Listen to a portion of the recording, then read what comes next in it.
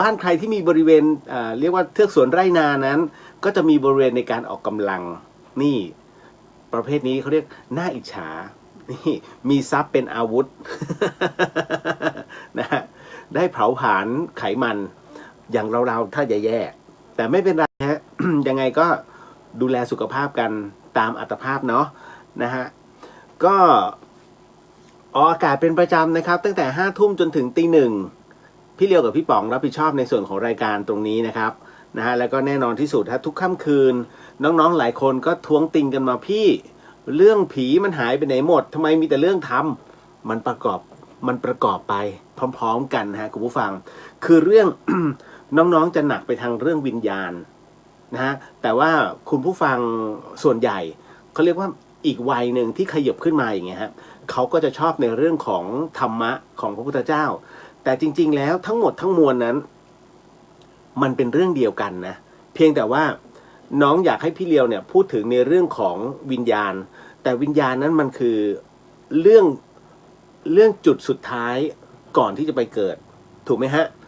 แต่วัยที่เขาขึ้นมาอีกนิดนึงที่อยากฟังในเรื่องของธรรมะหรือว่าเรื่องราวของครูบาอาจารย์นั้นเป็นเรื่องที่กำลังอยากจะเผชิญและเตรียมตัวจะเผชิญนั่นหมายถึงว่าอนาคตหรือว่าในปัจจุบันเนี้ยเราอยากจะภาวนาแบบไหนหรือว่าจะต้องไปเจอครูบาอาจารย์แบบนี้เราจะต้องมีอะไรเป็นอาวุธของเราอย่างเช่นจะต้องไปถวายนะฮะจะต้องรู้จังหวะนิดนึงจะเข้าหาท่านยังไงจะพูดยังไงนะเพื่อให้ท่านสนทนากับเราก็จะมีเรื่องราวแบบนี้แล้วในขณะเดียวกันก็จะบอกถึงวิธีการชื่นชมบุญและแน่นอนที่สุดฮะเขาเรียกเสาหลักของตัวจิตที่เราจะต้องอธิษฐานนั่นคือพระนิพพานนะฮะ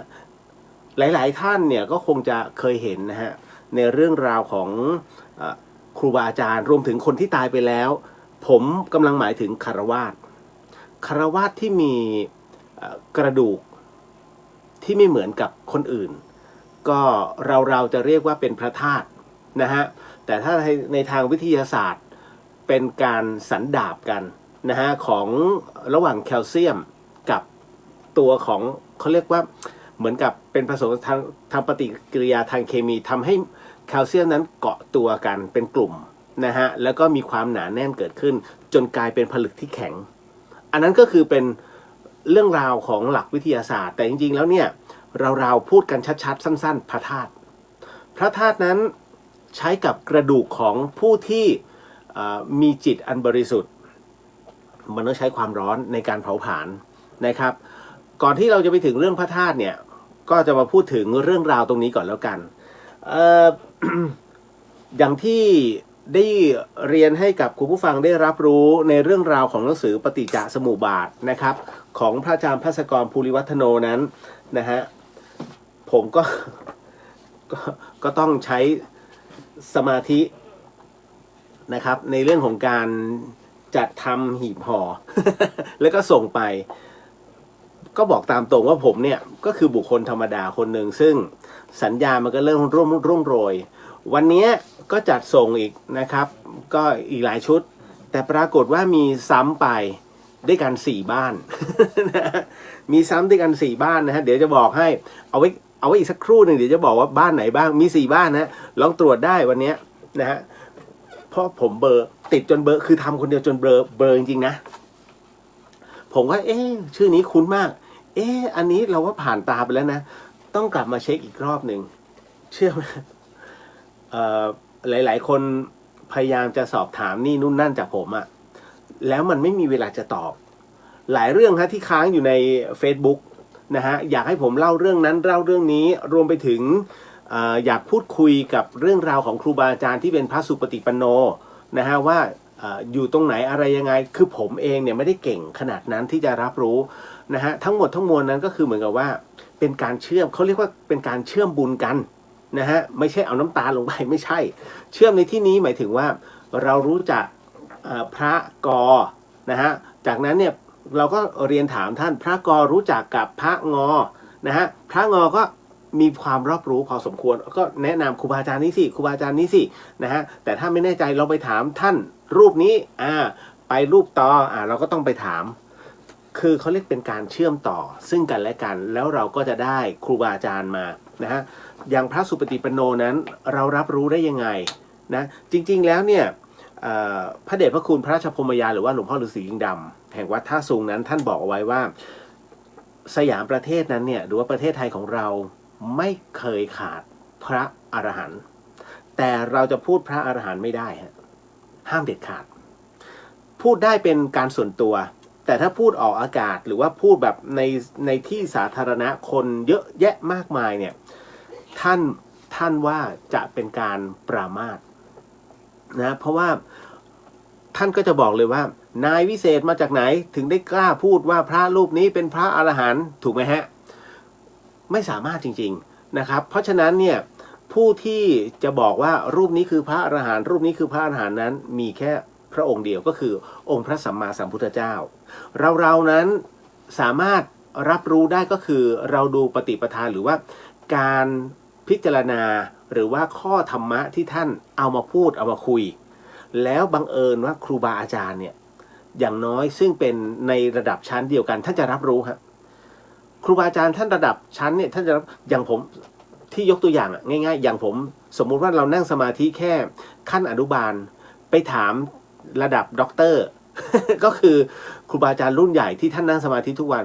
ไอ้ปัญหาของเราเนี่ยมันเล็กขี้ประติ๋วมากบางทีท่านก็ไม่ตอบท่านก็ให้ลูกศิษย์ตอบเอาตอบไป นะถ้าตอบแล้วเสียเวลาทำอย่างอื่นดีกว่านั่นนะฮะเพราะฉะนั้นตรงนี้นี่เองถึงได้บอกว่าในระดับเดียวกันถ้าจะรับรู้นะครับถ้าเป็นระดับเดียวกันมีปัญหาเรื่องสมาธิไปถามกันถ้าจะตอบให้เพราะเลเวลมันใกล้เคียงกันท่านก็จะแก้ให้นั่นแหละครับดังนั้นในเรื่องราวของความเป็นข้อปฏิบัติเราก็แค่รับรู้ได้แล้วก็ครูบาอาจารย์ที่ท่านอยู่ในเลเวลกันรับรองโอ้ท่านธรรมะได้แล้วรูปนี้ชั้นสูงแล้วคุณถ้าเกิน4รูปขึ้นไปอ่ะเชื่อมั่นได้เลยฮะเพราะว่าครูบาอาจารย์เหล่านี้นะฮะท่านผ่านอะไรมาเยอะบางทีเราฟังยังไม่คลิกแต่ท่านคลิกกันเรียบร้อยแล้วเห็นไหมเพราะฉะนั้นเนี่ยในเรื่องของข้อวัดหรือว่าข้อปฏิบัติต่างๆเนี่ยเราจึงไม่สามารถจะเถียงท่านได้เลยนะฮะก็มีถามเข้ามาผมก็ไม่ได้ตอบ นะก็มัวแต่ทำนะฮะจัดการลงบรรจุภัณฑ์ก็ผมต้องทำให้ดีที่สุดนะฮะเพื่อให้หลายๆท่านที่ได้รับไปเนี่ยนะก็เหมือนกับได้หนังสือที่จากห้างเลยนะฮะก็ต้องขออภัยด้วยจริงๆนะสำหรับน้องๆแล้วก็คุณผู้ฟังที่เข้ามาที่ธรรมสถานแล้วมาหาผมแล้วไม่เจอนะครับผมก็จะนำเอาสมุดหนังสือพวกนี้ฮะจัดเรียงเอาไว้แล้วก็เอาวางเอาไว้ให้คือจะรู้กันว่าวันนี้เข้ามารับแต่ผมจะไม่มีให้สำหรับพอดีมีเพื่อนมาด้วยเพื่อนอยากได้อันนี้ไม่ใช่นะอันนี้เขาเรียกลักไก่นะครับให้ได้ไม่มีปัญหาเพียงแต่ว่ามันจะกลายเป็นเรื่องราวของการเอาเปรียบเขาดังนั้นถ้าจะเข้ามานะฮะบอกว่าผมอยากจะขอ2เล่มเพราะว่าเข้าไป2คนนะครับอะไรเงี้ยได้เดี๋ยวตอนนี้ล็อตเนี้ยหมดแล้วล็อตนี้หมดแล้วนะฮะ เดี๋ยวบอกไว้ก่อนเดี๋ยวคนอื่นเดี๋ยวหลายๆท่านก็ติ้งมาอีกครับคือมีทุกวันเหมือนกับผมก็จะไม่อยากติงอะเนาะว่านิดนึงฮะพอดีผมก็ประกาศเอาไว้ที่หน้า Facebook นะครับหรือว่าลองถามเพื่อนๆกันนิดนึง นะแล้วคุณเชื่อไหมผมเนี่ยง่วนเป็นลิงเลยทุบคือตอนนี้เอาว่าการแพ็คของผมอะน่าจะเข้าขั้นเลเวลถ้า10เลเวลผมน่าจะเลเวล8แล้ว โอ้คือเริ่มชำนาญจุ๊บนะแปะกล่องโอ้โหสุดๆโอ้ยมันฮะมันนะแต่อย่าบ่อยมันไม่มีเวลาไปทำอย่างอื่น เชื่อไหมเนี่ยตลอดระยะเวลาหนึ่งสัปดาห์ที่ผ่านมาผมวุ่นกับเนี่ยนะฮะแล้วเราก็นั่งขำตัวเองแต่มันมีสมาธินะเวลาทำอะไรต่างๆเนี่ยก็สมาธิไปด้วยจนนิ้วล็อกจริงๆนะตอนนี้ผมขยับนิ้วโป้งไม่ค่อยจะได้เดี๋ยวต้องไปนวดอีกแล้ว นะฮะทำจนนิ้วล็อกเพราะมันต้องรีดไอ้ตัวก๊อตเทปผมจะต้องรีดฝากล่องก่อนเพื่อให้ได้มาอย่างเงี้ยนะฮะเสร็จปุ๊บใช่ไหม สาธิตเลยผมต้องงอมันอย่างเงี้ยทุกอันอย่างเงี้ยก็ 200 คนน่ะก็คิดเอาแล้วกัน ต้องงอแบบนี้200 กล่องนะครับไม่เป็นไรหรอกครับ เพราะว่ามันเป็นสิ่งที่เราตั้งใจแล้วก็ทำให้หลวงพี่ท่านนะฮะพระภัสกร ภูริวัฒโนผมก็ไม่รู้ว่าหลังจากที่ได้เผาสรีระสังขารแล้วเนี่ยจะมีใครอีกกี่คนที่จดจำท่านได้เนาะนะก็เหมือนกับเขาเรียกว่า เหมือนกับบางอย่างที่โดนลมปะทะไปปึ้งแล้วก็จะหายไปในความทรงจำผมก็แต่ว่าหลวงพี่ท่านโชคดีหน่อยตรงที่ว่าท่านมีผลงานเยอะแล้วก็มีอยู่ใน YouTube ถ้าใครคิดถึงก็คลิกไปมุกท่านยังเหมือนเดิมนะฮะผมหลายๆท่านไม่ทราบใช่ไหมผมกำลังพูดถึงใครพระอาจารย์ภัสกร ภูริวัฒโนฮะผู้อำนวยการธรรมสถานมหาวิทยาลัยเชียงใหม่ก็คือท่านมรณภาพลงเมื่อวันที่14 มีนาคมปีนี้ครับที่ผ่านมานะฮะก็ด้วยเรียกว่าเอาถ้าพูดกันหลักๆให้เข้าใจง่ายคือหัวใจวายฉับพลันแล้วกันผมใช้วิธีนั้นนะฮะก็จะมีการเผาท่านเนี่ยฮะปลายปีนี้นะครับเพียงแต่ว่าใครคิดถึงก็ดูที่ YouTube สำหรับผมหลวงพี่ยังไม่ได้ไปไหนผมกำลังมองว่าท่านเหมือนไปจำพรรษาต่างประเทศประมาณว่าเฮ้ยกูขอ5 ปี โอเคตามนั้นนะฮะก็จะคิดแบบนั้นแล้วก็จะเราก็จะไม่คิดถึงท่านมากนะฮะเวลาผมก็จะมาคลิกดูที่คุยกันใน Messenger ตึ๊กคำหลวงพี่ขึ้นมาแล้วนะฮะก็บางทีผมก็เขียนต่อไปคิดถึงนะ แล้วเคาะปั้งดีถ้าไม่เคาะกลับมา มีเฮนะฮะก็อย่างเงี้ยฮะ เอาละครับเดี๋ยวเนื่องจากว่าผมทำจนเบลอในเรื่องของการพิมพ์รายชื่อแล้วก็แปะไปด้วยแล้วมัน ปริ้นพลาดไป2 แผ่นแล้วผมมาเช็คย้อนหลังเนี่ยปรากฏว่ามี4 บ้านนะฮะก็ถือว่าเป็นผู้โชคดีไป นะครับที่ส่งซ้ำนะครับก็จะมีของคุณทานทิพย์นะฮะส่งไปแล้วนะฮะอันนี้ที่สกลนครของคุณรักษาที่เชียงใหม่นี่แหละสันทรายวันนี้ส่งไปของคุณสุวรรณีอันนี้ของศาลกรุงเทพแล้วก็อีกท่านหนึ่งก็คือคุณกัญญาลักษณ์นะคุณกัญญาลักษณ์อยู่แจ้งวัฒนะหลัก 4ก็ส่งซ้ำไป นะแต่พอท่านอื่นเนี่ยคืออันนี้คือ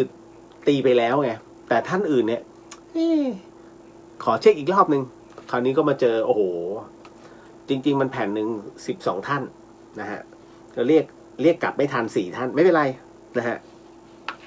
ก็ถือว่าเป็นของขวัญ ของหลวงพี่ไปนะฮะด้วยในส่วนตรงนี้นะครับที่ ที่เป็นหนังสือธรรมะหลายๆท่านก็ส่งข้อความมานะครับก็ชื่นชมในส่วนของความเป็นปฏิจจสมุปบาทของคนรุ่นใหม่นะฮะก็โมทนาสาธุผมบอกแล้วว่าอันเนี้ยมันเป็นอะไรที่พิเศษจริงๆตั้งใจทำจริงๆนะครับหากท่านได้ไปท่านก็ลองอ่านตรงบทนำฮะท่านจะรู้ว่าสิ่งที่มันปรากฏขึ้นนะครับมันค่อนข้างจะพิเศษตรงที่ว่าอยู่ๆเป็นไฟล์ที่ดีดขึ้นมาเองนะฮะมันก็เลยทำให้ต้องเขียนเรื่องราวลงไปหน่อยนะครับโมทนาสาธุนะฮะอย่างที่ผมบอกว่าใครที่มีส่วนร่วมในหนังสือธรรมะฮะเพียงแค่ใครสักคนหนึ่งเปิดมาอ่านแค่1 บรรทัดหรืออ่านแค่2-3 คำท่านก็ได้บุญแล้วล่ะครับนะเพราะว่าถือว่ามันเข้าไปอยู่ในส่วนที่เขาได้อ่านลงไปมันข้อความนั้นบันทึกไม่บันทึกไม่สำคัญตรงที่ว่าเมื่อเขาหยิบมาอ่านเพราะว่ารูปลักษณ์ที่สวยแล้วก็เนื้อหาที่ค่อนข้างจะความละเอียดพอสมควรนะฮะก็จะทำให้เขาเกิดความน่าสนใจเกิดขึ้นคราวนี้มันจะมีแผ่นพับด้านหลังให้ระมัดระวังนิดนึงนะฮะในเรื่องของการเปิดนะครับในการคลี่ออกมานะครับแผ่นพับนี้ก็คือเป็นอย่างที่เราได้เรียนกันก็คือมันเป็นวงปฏิจจ์ซึ่งอธิบายแยกออกมาเป็นชุดๆไปก็จะมีแผ่นผังอยู่ในตัวนะฮะเล่มนี้เอาล่ะ ก็บอกไปแล้วนะครับล็อตนี้หมดไปแล้ว เดี๋ยวเอาล็อตใหม่ ขอผมพักหน่อยมันเครียดมากนะฮะแล้วก็หลายๆท่านยังมีอีกประมาณสักเกือบ30-40ท่านนะฮะที่แจ้งความจำนงว่าอยากจะได้เดี๋ยวก่อนเก็บไว้ก่อนนะฮะขอผมอีกสักเฮือกหนึ่งนะฮะแล้วจากนั้นเนี่ยจะทำการเปิดอีกรอบหนึ่งนะครับรายชื่อถ้าสมมุติว่าเอ๊ะไม่รู้ว่ามันมีเราหรือเปล่าหรือว่าคุณเลียวบอกว่าส่งไปแล้วยังไม่ได้รับวันนี้ผมโพสต์ไปแล้วนะฮะตัวสลิปทั้งหมดเลยตั้งแต่ตอนต้นเลยนะครับท่านใดที่ได้รับไปแล้วก็ไม่เป็นไรแต่ว่าท่านใดที่ยังไม่ได้รับลองดูแล้วกันนะครับว่ามีรายชื่อท่านว่าแล้วก็ลองคลิกดูอันนั้นก็คือมันเป็นโค้ด นะฮะสถานีปลายที่เขาจะจัดส่งเพราะผมเจอปัญหาในเรื่องของยันมหาอุดที่ส่งไปแล้วบางท่านยังไม่ได้รับแต่คราวนี้บังเอิญว่าคุยกับทางไปรษณีย์บอกว่าจดหมายบางที่เนี่ยมันไปอยู่ช่วงจังหวะที่เขาที่หน่วยคัดกรองบางที่เขาอยู่ในช่วงของกักบริเวณ ไม่ต้องบอกนะ ไม่ต้องขยายนะเพราะอะไร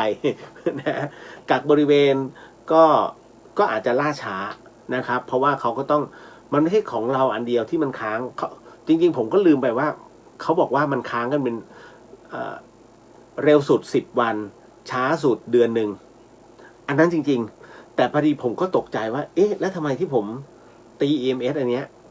ส่งวันนี้พรุ่งนี้ได้เลยงงมากครับไปรษณีย์หรือเพราะมันเป็นของใหญ่แต่ถ้าจดหมายต้องคัดแยก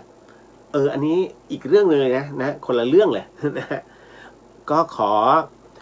อช่วยดูให้หน่อยแล้วกันนะครับอย่างที่บอกอะวันนี้โอ้โหตื้อไปหมดทุกสิ่งอัน นะเพราะว่า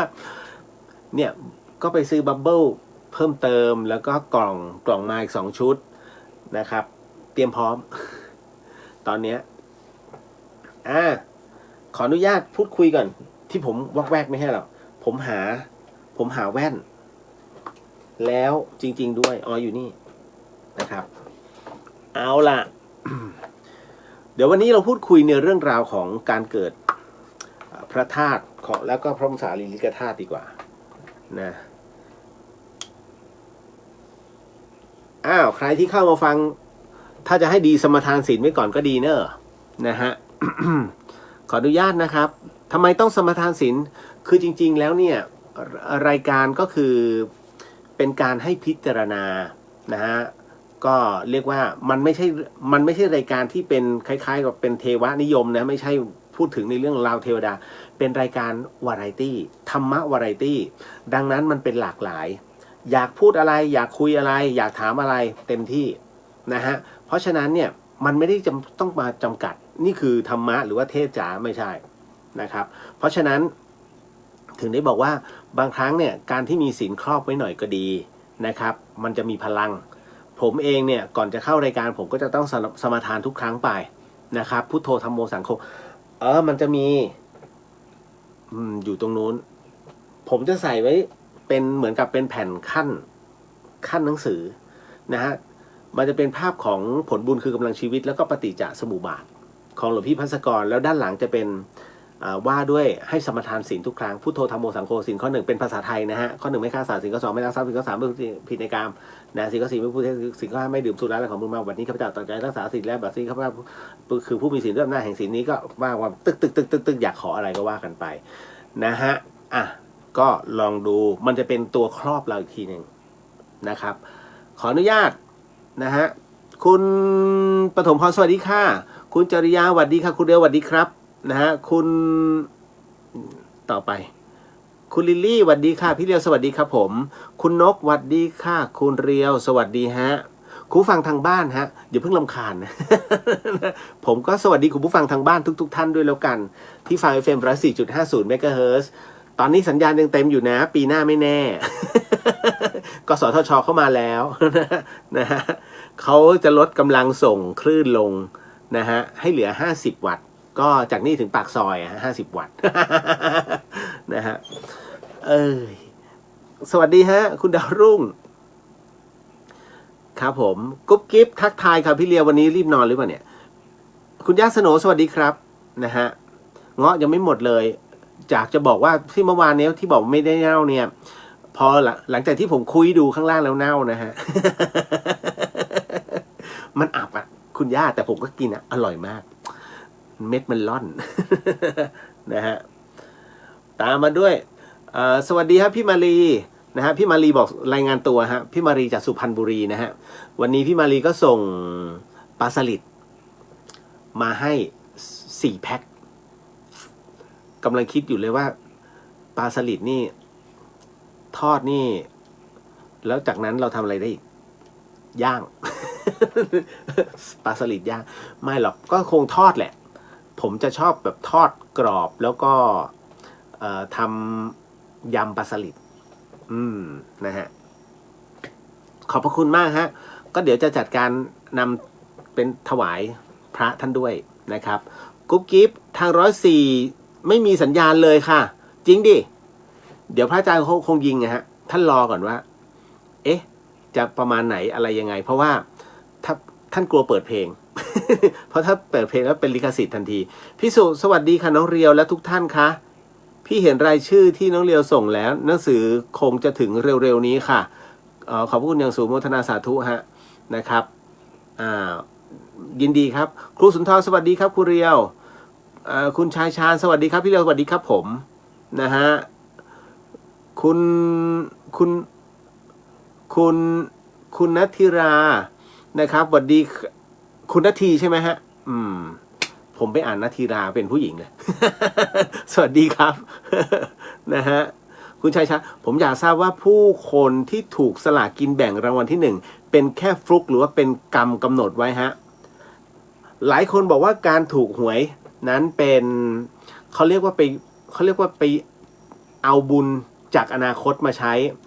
แต่จริงๆแล้วการถูกรางวัลที่1นั้นนะเป็นตัวกุศลของเขา นะฮะเป็นกุศลอันยิ่งใหญ่ที่บอกแล้วของฟรีไม่มีในโลกหลวงพี่ภัสกรเคยพูดเรื่องนี้หลายรอบ เพราะมีคนถามนะฮะมันเป็นคือเขายินดีในตัวมันเหมือน ขออภัยฮะ มันเหมือนกับว่าครั้งหนึ่งเขาเคยทำบุญอันยิ่งใหญ่เอาไว้นะอาจจะเป็นผู้ที่เป็นเจ้าภาพใหญ่ในเรื่องของการสร้างวิหารนะฮะ หรือว่าสร้างองค์พระขึ้นมานะฮะและปรากฏว่าเหมือนกับเป็นต้นบุญเลยเป็นเจ้าภาพเลยแล้วบุญอันยิ่งใหญ่นั้นน่ะมันมาส่งผลในชาติภพนี้นะครับมันก็เลยเป็นช่วงจังหวะพอดีที่เขาต้องได้นะครับด้วยจังหวะแห่งชาติภพจึงได้เสวยณตรงนั้นเนี่ยมันเป็นกำลังบุญอันยิ่งใหญ่ที่เขาได้รับไปเพราะฉะนั้นเนี่ยในเรื่องของการถูกหวยการถูกรางวัลนั้นถามว่าเป็นโชคลาภไหมจริงๆแล้วมันเป็นจังหวะนะฮะของฟรีไม่มีในโลกเลยฮะทุกคนน่ะที่ได้ที่ถูกหวยกันมาประจำอ่ะตึงคนนี้พวกนี้ประเภทบุญไม่ขาดเป็นประเภทคนเป็นประเภทพวกเทวดาที่เคยให้โชคให้ลาภชาวบ้านเข้ามานะฮะแล้วคราวนี้มันมาติดตัว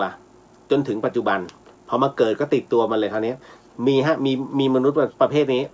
นะฮะงานก็ไม่ได้ทำแต่ได้ทุนจากรัฐบาลทุกเดือนนะฮะ3 ตัวบ้าง2 ตัวบ้าง แล้วขอโทษเขาไม่ได้ซื้อครั้งเดียวนะฮะเขาซื้อที่เยอะเลย นะมันก็เลยทำให้ไปเสวยแบบนั้นบังเอิญว่ามีน้องท่านหนึ่งถามมาใน Facebook ด้วยวันนี้นะครับขออนุญาตนะพี่เดียวขออนุญาตนะครับคือน้องเขาได้อธิษฐานนะฮะขอหลังจากที่ไหว้พระแล้วก็อธิษฐานนะใช่ไหมเดี๋ยวผมขออนุญาตดูก่อนเพราะว่าจำไม่ค่อยได้มันเป็นคำถามที่น้องเขาถามไว้แล้วผมบอกแล้วว่าไม่ได้จดปกติผมจะต้อง copy แล้วเอามาไว้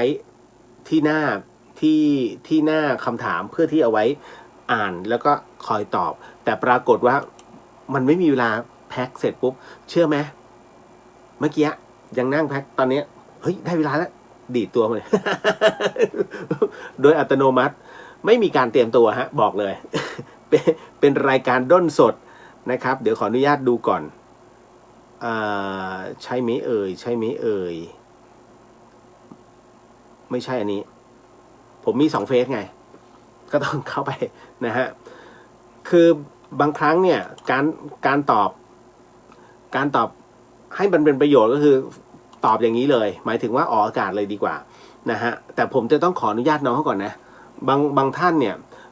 เป็นปัญหาครอบครัวเป็นปัญหาส่วนตัวผมไม่กล้านะฮะที่เดี๋ยวนะครับแป๊บนึงตึ๊ดเอาไปไหนแล้วเฉยเลยไม่มั่นใจเดี๋ยวนะใช่ไหมที่ของคุณชายชาญใช่ไหมเดี๋ยวนะฮะคุณชายชาญที่พูดถึงในเรื่องของบทสวดนะฮะแล้วบังเอิญว่าคิดในใจในเรื่องว่าการขอให้ถูกรางวัลเนี่ยมันเป็นการขอที่เป็นไปโดยธรรมหรือเปล่านะฮะหลังจากที่ในบทสวดนะฮะหลังจากที่ ท่องเป็นมนต์แล้วจริงๆแล้วเนี่ยผมบอกว่าอันเนี้ยมันเป็นเรื่องของการเผื่อฟลุกในเรื่องของการภาวนาเสร็จปุ๊บเนี่ยการภาวนานั้นคือการเอากำลังการภาวนานั้นคือการหากำลังเนี่ยเข้ามาเสริมในร่างกายของเรามันจะมีพลังเวลาคุณสวดมนต์มันจะมีพลังจริงนะฮะหลายๆคนจะรับรู้ได้เลยฮะสวดมนต์แล้วขนลุกสวดมนต์แล้วรู้สึกว่าสดชื่นสวดมนต์แล้วรู้สึกว่ามีพลังมีสมาธิมัน energy มันสูงมากนะฮะ สวดมนต์ไม่มีหลับหรอกครับเพราะปากมันขยับตลอดแต่คราวนี้พอหลังจากนั้นเสร็จปุ๊บเป็นการทดลองผมบอกว่าจิตเนี่ยมันมีหลายส่วนแต่ส่วนหนึ่งที่เราอยากทดลองคือการเผื่อฟุกเอาซะหน่อยนะฮะไม่จำเป็นจะต้องขอถูกรางวัลที่1นะขอ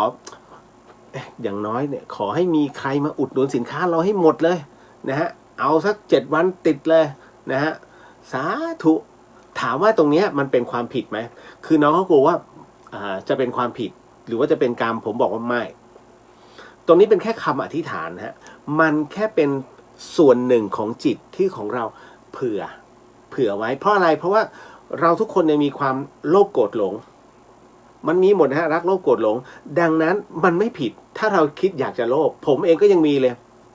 จริงเหรอแม่นจริงเหรอเอาให้ถูกเลยดิ3 ตัวก็ได้อะถ้าถูกจะเชื่อว่าแม่น ผมจริงๆนะฮะคือ บางทีเราไม่ได้ลบหลู่นะแต่เรามีความรู้สึกว่า คนเข้ามาในวัดเพื่อจะมาขอพรโอเคแล้วแต่คนก็จะหันไปที่ต้นตะเคียนซึ่งเป็นไม้เราก็ดูแล้วว่ามันเป็นไม้ไม่ได้มีอะไรเลยที่บอกโอ้ยแม่ตะเคียนดุมากคือถ้าแม่ตะเคียนดุผมจะรับรู้ได้ว่ามันจะรับรู้ได้โดยที่ไม่ต้องมาบอกว่ามึงดุไม่ดุนะฮะ บางทีผมก็ไม่ได้ลบหลู่นะบอกไว้ก่อนเข้าไปบางวัดเนี่ยฮะผมก็เห็นแล้วไม้ตะเคียนเสร็จปุ๊บโอ้ยคนมุงกันหน้าดูเลยชุดไทยบึ้มบั้มผมเขามีอะไรเหรอโอ้ยแม่นมากเจ้าแม่ตะเคียนนะเขาจะมีชื่อผมอยากจะถามมึงรู้ได้ไง ว่าอ๋อเจ้าแม่ตะเคียนนี่เขาชื่อนี้ชื่อเจ้าแม่อะไรสบายทองอะไรสักอย่างเยอะแยะไปหมดโอ้เลิศหรูหมดเลยนะฮะสมัยก่อนเนี่ยเขาใช้อำแดงนะฮะเขาใช้อำแดงแล้วก็เป็นชื่อดอกไม้สมัยก่อนจริงๆนะฮะไม่มีหรอกเจ้าแม่นี่ไม่มีนะไอคนทรงมันโม้ ไม่เราก็รู้ไงว่ามันไม่มีแต่ที่มีก็เคยเห็นอันนั้นคือเขาอยู่ตรงนั้นอยู่แล้วนะฮะพอไม่มีเสร็จปุ๊บเราก็ตีตรงราก เจ้าแม่ให้ถูกไว้ดิ เดี๋ยวจะมาจะทำสบายมาคุมทั้งต้นเลย นั่นน่ะเราก็รับรู้ไงเพียงแต่ว่าเราก็คือสนุกแต่ว่าก็รู้สึกชื่นใจที่คนเข้ามาในวัดซะส่วนใหญ่ไม่ได้ลบหลู่นะเพียงแต่ว่าเราแค่รับรู้ตรงนั้นแต่เนี่ยตรงเนี้ยเวลาคนมาไหว้พระเสร็จปุ๊บก็มาขอพรมาขอหวยบ้างมาขอให้มีโชคมีลาภบ้างถามว่าผิดไหมไม่ผิดนะฮะแล้วก็ไม่ได้เป็นกรรมด้วยเพราะว่าเป็นการอธิษฐานขอเอาไว้เผื่อฟลุกนะฮะแต่ถามว่าได้ไหมได้ก็มีแล้วทำไมถึงได้ล่ะนั่นเป็นเพราะว่าบุญถึงพร้อมฮะกับสิ่งที่ท่านนั้นได้ทำคุณสังเกตไหม คนบางคนเนี่ยมาเข้ามาอธิษฐานกับสิ่งศักดิ์สิทธิ์ไม่เคยถูกเลยแต่เขาไม่เคยย่อท้อเลยฮะไปแต่ละครั้งจะมีของติดไม้ติดมือไปแต่ละครั้งติดไม้ติดมือไปนะฮะปรากฏว่าวันหนึ่งฮะถูก3 ตัว50 ใบคุณพระช่วยนะฮะถูก3 ตัว50 ใบไอ้ที่ฟื้นเลยฮะแล้วคราวนี้พอทำปุ๊บยิ่งถูกทำปุ๊บยิ่งถูกมันเป็นเพราะอะไรมันมีฮะมันเป็นเพราะว่าเวลาคุณไปหาใครสักคนหนึ่งนะฮะไปเยี่ยม ไปหาผู้หลักผู้ใหญ่หรือว่าใครก็ได้คุณมีมังคุดไป1 ถุงนะฮะไม่ได้ขออะไรเขาเลยนะฮะแต่ว่าพอไปอีกวันหนึ่งมีง้ออีก1 ถุงนะฮะขอนิดหน่อยก็เขาก็บ่ายเบี่ยงตลอดอีกวันหนึ่งเอาไข่ไป1 แผงไปฝากเรื่อยๆฝากจนเกรงใจจนกระทั่งวันหนึ่งเหนื่อยจังเลยอ่ะวันนี้มาก็จะบอกว่าจะไม่มาแล้วนะเพราะว่าเดี๋ยวอาจจะต้องไปอยู่ต่างจังหวัดถูกเขาสั่งให้ย้ายขอใครก็ไม่มีใครช่วยเชื่อไหมถึงตรงนั้นเนี่ยไอ้คนที่ท็อตที่แบบไม่อยากต้อนรับเราเขาจะช่วยคือประมาณว่ามึงเอาของมาให้กูจนกูเกรงใจ สิ่งศักดิ์สิทธิ์เหมือนกันนะของฟรีจึงไม่มีในโลกนะฮะเวลาผมไปไหว้อะไรก็ตามเนี่ยไม่ใช่ผมไม่ขอนะผมก็ขอก็จะมีนะฮะจนเพื่อนๆเนี่ยสงสัยอันนั้นคือในสมัยมหาลัยสงสัยว่าเฮ้ยมึงขออะไรเนี่ยทำไมขนข้าวขนของไปถวายไม่ได้ขอไปฝากมันก็เหมือนกับเราไปหาญาติผู้ใหญ่เอาของไปฝากยังไม่ขอ ยังไม่ขอไปเรื่อยๆไปกับพวกมันพวกเพื่อนไปพวกมันไปเรื่อยๆจนกระทั่งวันหนึ่งขอในสิ่งที่เราอยากได้นะฮะเป็นเรื่องของการกีฬานี่แหละนะฮะขอให้แข่งกีฬาได้เหรียญทองนะเชื่อไหมได้ 1 ฝีมือเราด้วยแล้วอันที่2ก็คือว่ามันได้อยู่ๆมันมีกำลังขึ้นมาในตอนที่เรารู้สึกว่าเหนื่อยล้านั่นนะฮะมันแปลกมากนะก็เลยตั้งแต่นั้นผมจะบอกทุกๆคนว่าเวลาไปไหว้คุณหวังก็แค่ส่วนหนึ่งแต่ส่วนอีกส่วนหนึ่งก็คือเหมือนกับไปเยี่ยมญาติผู้ใหญ่ไปกราบไปหาเจ้าแม่นะไปนิดนึงทองหยิบทองหยอดอีกครั้งฝอยทองน้ำอัดลมน้ำแดงไม่รู้ชอบเพราะอะไรนะฮะแฟนตาก็เกิดขึ้นมาไม่กี่ปี นะฮะเสร็จปุ๊บนั่นแหละเดี๋ยวก็ได้เขาให้เขาเกรงใจ นะฮะอันนี้ก็เลยบอกชายชาญว่าไม่ผิดนะครับไม่ผิดนะฮะเป็นทุกคนผมก็เป็นนะฮะอย่าบอกว่าไม่เป็นนะฮะเอาง่ายๆหลวงพี่ภัสกรนะครับเห็นอย่างนั้นนะฮะเวลาท่านจะไปไหนก็ตามเนี่ยท่านจะมีของขลังอันหนึ่งติดตัวไว้เสมอเรียกว่าชูชกนะครับแล้ว แล้วชูชกอันเนี้ยหลวงพี่จะมีทั้งหมด2 ตัวแรกให้แม่ชีรูปหนึ่งที่ศรีสะเกษไปตอนนั้นนะฮะแล้วไปกู้แบงค์ตอนนั้นแม่ชีท่าน จะไปเปิดเหมือนกับทำอะไรสักอย่างหนึ่งนะเหมือนกับโรงเรียนปริยัติหรืออะไรสักอย่างผมจำไม่ได้แล้วนะฮะ วันที่งานท่านแม่ชีท่านก็มาแล้วหลวงพี่ให้ยืมนะครับแม่ชีรูปเนี้ยก็เลยบอกว่าอยากจะหาเงินสักก้อนหนึ่งเพื่อจะมาทำตรงเนี้ยนะฮะให้กับวัดให้กับเนนจนกระทั่งไปขอกู้แบงก์อิสลามเป็นแม่ชีมีชูชกกำมือไปขอเปิดกู้แบงก์ได้ด้วย ได้ด้วยนะฮะตั้งแต่นั้นมาแม่ชีก็เก็บชูชกของหลวงพี่ไว้แต่หลวงพี่ท่านก็มีอีกตัวหนึ่งต่างหากนะฮะ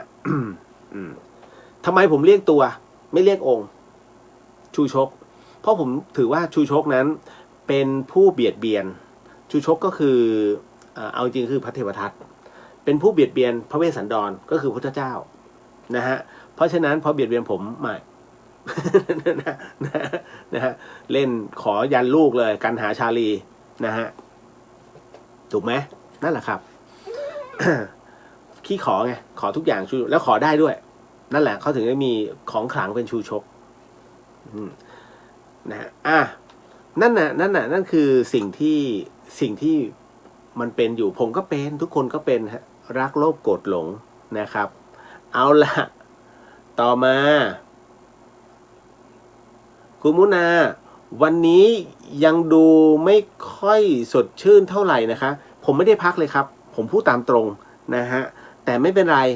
ก็รายการธรรมะฮะสมทานศีลไปแล้ว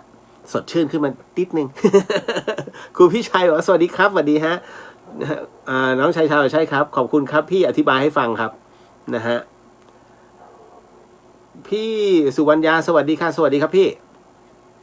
นะครับเอามาถึงณตรงนี้เด็กๆเห่าฮะคุณณัฐสิทธิ์สวัสดีครับพี่เรียวสวัสดีฮะลิตเติ้ลโฮปสวัสดีค่ะพี่เรียวสวัสดีจ้านะฮะครูประจักษ์ว่าสวัสดีครับพี่เรียวนอนรอฟังจะชั่วโมงแล้วเนี่ยเกือบหลับแล้วครับพี่ นะเหมือนพี่ส่งหนังสือไปแล้วไม่รู้ได้หรือยังนะฮะลองดูก่อนเนาะนะครับคุณปิยพรสวัสดีค่ะพี่เรียวสวัสดีครับผมโอ้วันนี้มากันคลึกคลื้นนะ นะครับคุณผู้ฟังที่อยากจะเข้ามากับเขานะฮะลองเข้าไปที่ Facebook ก็ได้ฮะพุทธิสิทธิ์รัตนสมบูรณ์แล้วก็เรียวเดอะเฮียนหรือเข้ามาที่เว็บของวัดไฟหินก็ได้ครับนะฮะได้ชมเหมือนกันคุณปิยาพรสวัสดีครับพี่เลียวสวัสดีครับผมน้องแอนสวัสดีครับพี่เลียวขอบคุณสำหรับหนังสือนะครับวันนี้น้องแอนเข้ามาเนาะไม่อยู่ผมไม่อยู่พอดีไปออกไปซื้อบับเบิ้ลแล้วก็ ไปดูก็คือไปส่งด้วยเวลาผมออกไปข้างนอกจะไม่ให้เสียเที่ยวครับผมถูกสอนว่าเวลาจะไปหรือว่าเวลาจะมาเนี่ยอย่าไปตัวเปล่าถ้าสมมุติว่าเราทานข้าวเสร็จอยู่ๆจะเดินออกไปเนี่ยเอาจานติดไปหน่อยเอาไปวางหรือจะล้างเลยก็ได้ไม่มีปัญหาถูกสอนมางั้นตั้งแต่เด็กๆแล้วฮะหรือว่าถ้าจะกลับเข้ามาเนี่ยถ้าของมันอยู่ในรถอย่าเดินตัวเปล่าหิ้วมาหน่อยนะฮะอย่างน้อยมันพร่องในรถของมันจะพร่องไปทีละนิดเห็นไหมนั่นนะฮะก็อยากให้น้องๆลองดูนะบางคนกินเสร็จแล้วเดินตัวปลิวนะครับปล่อยตรงนั้นให้เป็นภาระคุณพ่อคุณแม่อย่าทำนะฮะเพราะว่าอย่างน้อยเนี่ยน้องลุกขึ้นมาจากโต๊ะอาหารแล้วถือจานสักหน่อยหากเหลือแก้วไว้ไม่เป็นไรยังเหลือแก้วเดี๋ยวเคลียร์กันทีหลังได้ นะแต่อย่างน้อยเนี่ยเราทำอะไรไว้ก็เคลียร์ให้เรียบร้อยนะจ๊ะต่อมาพี่อุทิศสวัสดีค่ะคุณเรียวรักษาสุขภาพด้วยนะเจ้าคะครับผมพี่ขอบพระคุณมากฮะนะครับเดี๋ยวว่างๆผมจะไปอุตรดิตถ์ฮะ คุณชัญญาสวัสดีค่ะคุณเรียวสวัสดีครับผมนะครับคุณจินชาสวัสดีค่ะคุณเรียวสวัสดีครับนะฮะเชียงใหม่วันนี้ฝนเริ่มซาแล้วเมื่อวานนี้ตกตลอดเลยนะฮะแล้วเวลากลางคืนเนี่ยธรรมสถานมันจะมืดนะมันจะมีกล้องแต่ว่ามีกล้องอินฟราเรดไงจะดูกลางคืนได้นะครับเพียงแต่ว่าเวลาเราเดินน่ะแกลบโอ้ตายแล้วชั้นปานาอีกแล้วหอยทากมาตายใต้ตีนตลอด หลวงพี่ท่านบอกผมคือหลวงพี่ท่านเป็นพระถูกไหมฮะแล้วศีลที่เคร่งมากๆคือศีลข้อปานาแต่คราวนี้เวลาจะไปไหนก็ตามไม่จำเป็นต้องหลวงพี่ภัสกรนะหลายๆรูปก็ตามที่เป็นวัดป่าเวลาท่านเดินเนี่ยนะฮะท่านจะระมัดระวังแต่เมื่อไหร่ก็ตามที่ท่านเผลออย่างเช่นไม่ได้หยิบไฟฉายแต่ต้องไปทำวัดหลังจากทำวัดเย็นแล้วเนี่ยต้องเดินกลับมาที่กุฏิก็จะเหยียบแกรบเหยียบหอยทากตายถามว่าผิดไหมคำตอบก็คือไม่ผิดแต่ก็ไม่ถูก ทำไมถึงไม่ผิดเพราะว่าขาดเจตนาฮะการฆ่าสัตว์โดยการปานาเนี่ยทั้งที่ระวังแล้วระแวดระวังแล้วหลวงพี่ภัสกรเป็นคนที่ระวังมากนะเป็นพระที่ค่อยเดินแต่เวลาก้าวแล้วหนักอะไรก็ตามที่เข้าไปใต้เท้าหลวงพี่ตายหมด แต่ท่านค่อยๆเดินฮะแต่ท่านจะมีไฟฉายค่อยๆแล้วท่านก็พอเห็นข้างหน้าก็จะเขี่ยครั้งหนึ่งกิ้งกือ2ตัวมันพันกันอยู่ข้างหน้าผมก็เดินตามหลังท่านหลวงพี่อยู่ทำไมมันมืดเลยนะตรงบันไดขึ้นวัดฝายหินนะฮะผ 64ขั้นหลวงพี่อยู่ทำไมแป๊บหนึ่งเราก็ทำไมหลวงพี่มีอะไรหรอแล้วบันไดทางขึ้นบันไดนาคเนี่ยข้างๆจะเป็นกู่เป็นเจดีย์ที่ใส่กระดูกคนนะฮะประมาณเกือบ100ชีวิต ตรงนั้นเต็มเลยนะฮะหลวงพี่อยู่ทำไมเนี่ยแป๊บหนึ่งทำไมมีอะไรกู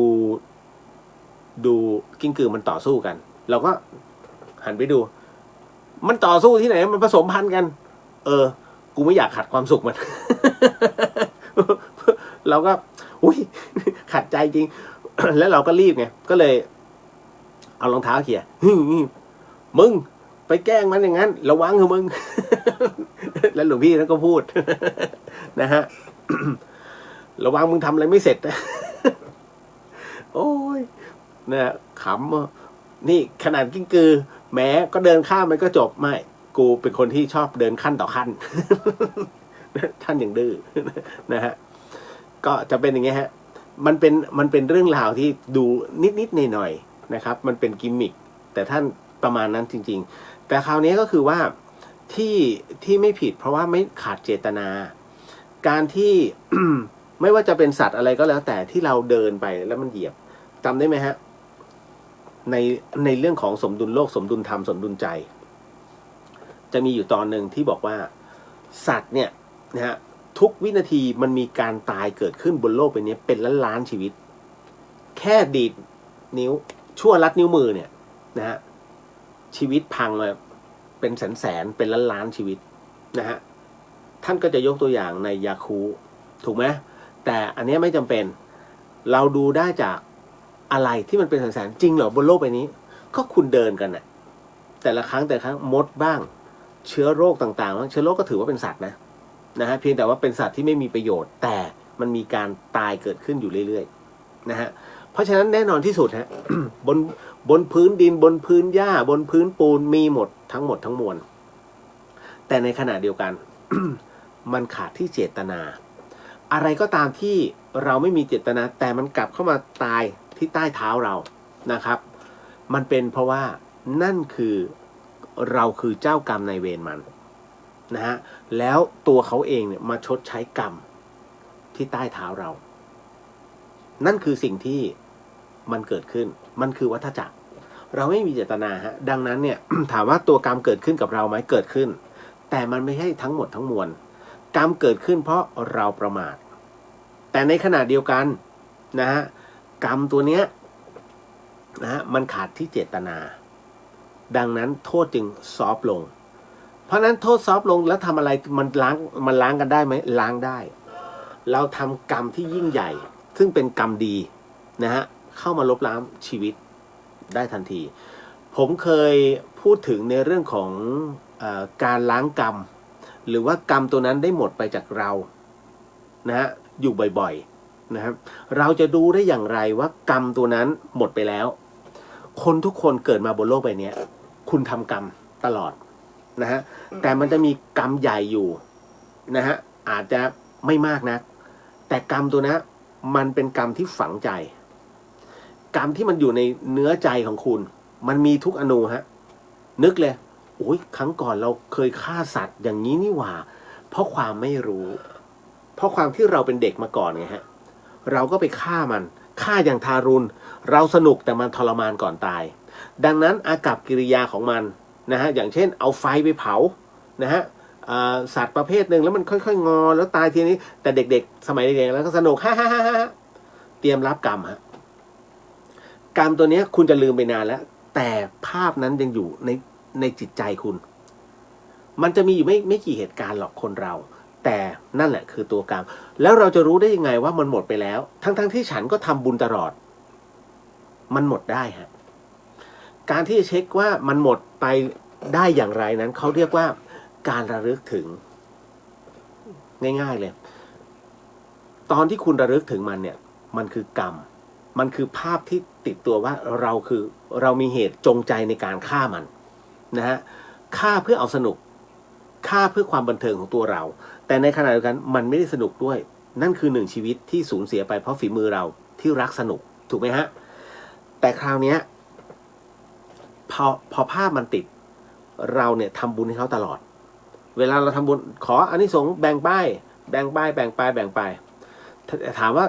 สมมุตินะฮะ1 ชีวิตกับพระสังฆทาน1 กระป๋องพอไหมไม่พอหรอกครับแล้วดูสังฆทานแต่ละกระป๋องนะฮะยาแก้ปวดหัวยังมีแค่เม็ดเดียวนะแต่กล่องเบลเลอร์นะฮะชาจะชงกินมีอยู่ซองนะแต่กล่องเบลเลอร์เห็นไหมเพราะฉะนั้นเนี่ยจริงๆแล้ว เครื่องต่างๆเนี่ยในเรื่องของการถวายพระสังฆทานนะฮะไม่ได้จำเป็นแค่ตัวกำลังบุญและการระลึกถึงและการสำนึกในสิ่งที่เราได้กระทำหรือว่าได้ล่วงเกินเขาไปต้องหมั่นขออโหสิเมื่อไหร่ก็ตามที่เรายังจดจำเขาได้อยู่เรื่อยๆตัวกรรมยังอยู่เพราะภาพเขายังอยู่แต่เมื่อไหร่ก็ตามที่ตัวคุณเริ่มปฏิบัติไปเรื่อยๆปฏิบัติไปแล้วคุณเริ่มลืมหรือภาพนั้นหายไปแล้วนะหายไปแล้วนะฮะหายไปนานมากฮะหายไปเป็นปีเลยนั่นเป็นเพราะว่ามันถูกให้อโหสิเป็นที่เรียบร้อยกับการที่คุณทำกรรมดีลงไปแต่ไม่ใช่ว่าเป็นการลืมเพราะกูลืมแล้วด้วยกาลเวลาแต่พอผมพูดปุ๊บมันระลึกถึงอีกรอบหนึ่งแล้วคราวนี้ระลึกตอบแสดงว่าตัวกรรมมันยังไม่ไปไหนแค่มันอยู่เบื้องลึกรอการชดใช้แต่พอมันนึกขึ้นได้เสร็จปุ๊บเนี่ยมันถูกปรับมาอยู่ด่านหน้าทันทีมาอยู่ข้างหน้าเพื่อที่จะให้เราเลิกถึงตลอดว่ามึงเคยทำกูไว้เพราะฉะนั้นไอ้ตัวกรรมตัวมันรอแค่ชำระก็ชำระโดยการที่อย่างที่ผมบอกฮะทานศีลภาวนาพอทำไปเรื่อยๆเนี่ยเดี๋ยวเขาจะให้อโหสิเองเพราะมันแก้อะไรไม่ได้ฮะสัตว์เองก็จะรู้นะว่าการเวลามันผ่านไปนะแม้เขาจะแค้นมากแค่ไหนแต่รู้ว่าเราตั้งใจในการทำความดีณตรงนั้นเนี่ยเดี๋ยวเขาก็จะเริ่มให้อภัยเพราะเขาได้อานิสงส์ตรงนี้ด้วยในขณะเดียวกัน หลังจากตรงนั้นผ่านไปเนี่ยฮะหากเมื่อไหร่ก็ตามที่เราระลึกเสร็จปุ๊บปฏิบัติแล้วส่งบุญให้แล้วมันเริ่มเลือนลางหายไปจนลืมอีกแล้วเรื่องใหม่เข้ามาจนเราลืมไปทุกอย่างทุกสิ่งงานผ่านไปเป็นปีคราวนี้พอมีคนพูดถึงเฮ้ยเนี่ยเมื่อก่อนกูฆ่านี่เสร็จปุ๊บคุณเริ่มนึกถึงเหตุการณ์อันเก่าได้ว่ะเราก็เคยฆ่าคุณพอระลึกถึงเสร็จปุ๊บตกเย็นมาต้องไปซื้อกับข้าวให้เมียลืมหมดแล้วนั่นหมายถึงว่าสิ่งที่คุณระลึกถึงมันไม่ใช่ตัวกรรมนะฮะแต่มันแค่คือ Data เป็นประสบการณ์ที่ครั้งหนึ่งมันผ่านเข้ามาแล้วหายไปเพราะกรรมตัวนี้มันถูกเขาเอาโหสิไปแล้วแต่ถามว่าคุณจะลบเลือนความทรงจำออกไปได้ไหมไม่ได้ต่างกันนะครับต่างกันตรงที่ว่าลบไปแล้วกับยังไม่ได้ลบคือระลึกถึงเสมอเพราะอะไรทำไมคุณยังระลึกถึงเสมอล่ะก็เพราะว่าคุณยังไม่เคยส่งบุญนั้นนะให้เขาเลยมันถึงระลึกแต่เมื่อไหร่ก็ตามที่คุณได้ส่งบุญอยู่เรื่อยๆจนกระทั่งมันหายไปเป็นปีแล้วมันระลึกถึงอีกทีหนึ่งแล้วมันก็หยุดระลึกแล้วเพราะอะไรเพราะคุณนั้นได้ระลึกแล้วว่าอ๋อเราเคยส่งบุญให้เขาแล้วอันนี้แค่ตัวสำนึกนะฮะจิตใต้สำนึกที่เราระลึกถึงเขาอีกรอบหนึ่งกับเหตุการณ์นั้นเห็นไหมครับเพราะฉะนั้นเนี่ยมันคือตัวกรรมที่เราสามารถรับรู้ได้ว่ากรรมของเรากับสิ่งที่เราทำไปเนี่ยมันหมดไปแล้วมันเจ้าไปแล้วแต่ถามว่านานไหมนานฮะการลบกรรมลงไปแต่ละตัวนานไหมนานเพราะฉะนั้นหลับตาแล้วนึกถึงภาพอะไรก็ตามที่เราทำเอาไว้แต่ยังไม่เคยทำเขาเรียกว่าทำกรรมอันยิ่งใหญ่เพื่อลบล้างเลยแล้วพอเราไม่มีร่างล่ะโอ้โหคุณเอ้ยนะพูดง่ายๆคนตายอยู่ทุกวันนี้นะฮะ200 กว่าชีวิตทุกวันนะฮะแต่ก็ยังมีอีกหลายๆคนที่นิ่งเงียบไม่สนใจนะฮะทั้งที่มันคือความรับผิดชอบเนี่ยเพราะฉะนั้นความดีไม่ปรากฏแล้วตัวกรรมดีอันไหนที่มันจะมาเข้ามาถูกไหมฮะเพราะฉะนั้นเนี่ยมันถึงรอเวลาทั้งหมดของฟรีจึงไม่มีในโลกกรรมยุติธรรมเสมอเนี่ยฮะผมถึงบอกวิธีการเช็คกรรมเราเช็คง่ายๆเราเช็คว่าเฮ้ยกรรมตัวนี้เราลบล้างไปหรือยังนะฮะเก็ตนะเอาล่ะต่อไป ยาวแล้วเพราะว่าเรื่องกรรมมันเป็นเรื่องละเอียดอ่อนแล้วก็ต้องเข้าใจแล้วก็ต้องเคลียร์คัดให้ได้นะครับไม่น่ารอดครับผมสงสัยได้บวช ไม่น่ารอดคุณจินชาบอกไม่มีวันลืมท่านได้หรอกนะคะโมทนาสาธุคุณเบนบอกว่าอยากให้แจกหนังสืออีกค่ะเห็นตอนพี่เรียวปิดรับแล้วเดี๋ยวเปิดฮะอีกไม่นานนิดนึงขออนุญาตเดี๋ยวขอพี่ส่งล็อตนี้จบแล้วสัญญาว่าขอพัก1 อาทิตย์แล้วเดี๋ยวเปิดใหม่ นะฮะเดี๋ยวจะเตรียมวุ่นใหม่อีกรอบหนึ่งเพราะว่าหลายๆท่านก็เห็นก็ประมาณเกือบจะ20 กว่าท่านแล้วที่ส่งมาบอกขอตรงนี้ขอหมายเลขบัญชีผมว่าอย่าพึ่งครับเดี๋ยวก่อนเพราะว่าขอผมเคลียร์ให้จบก่อนแล้วเดี๋ยวค่อยมาว่ากันนะฮะ โอ้ยนิดนึงครับต่อมาเสกสรรบอกพี่เลียวครับสวัสดีครับผมพลาดเรื่องหนังสือต้องทำยังไงครับอยากอ่านครับเอาไว้ศึกษาในยามที่อายุเริ่มมากขึ้นแล้วครับล็อตใหม่ก็ได้ครับล็อตใหม่น้องไม่หวงหนังสือธรรมะไม่หวงกัน นะ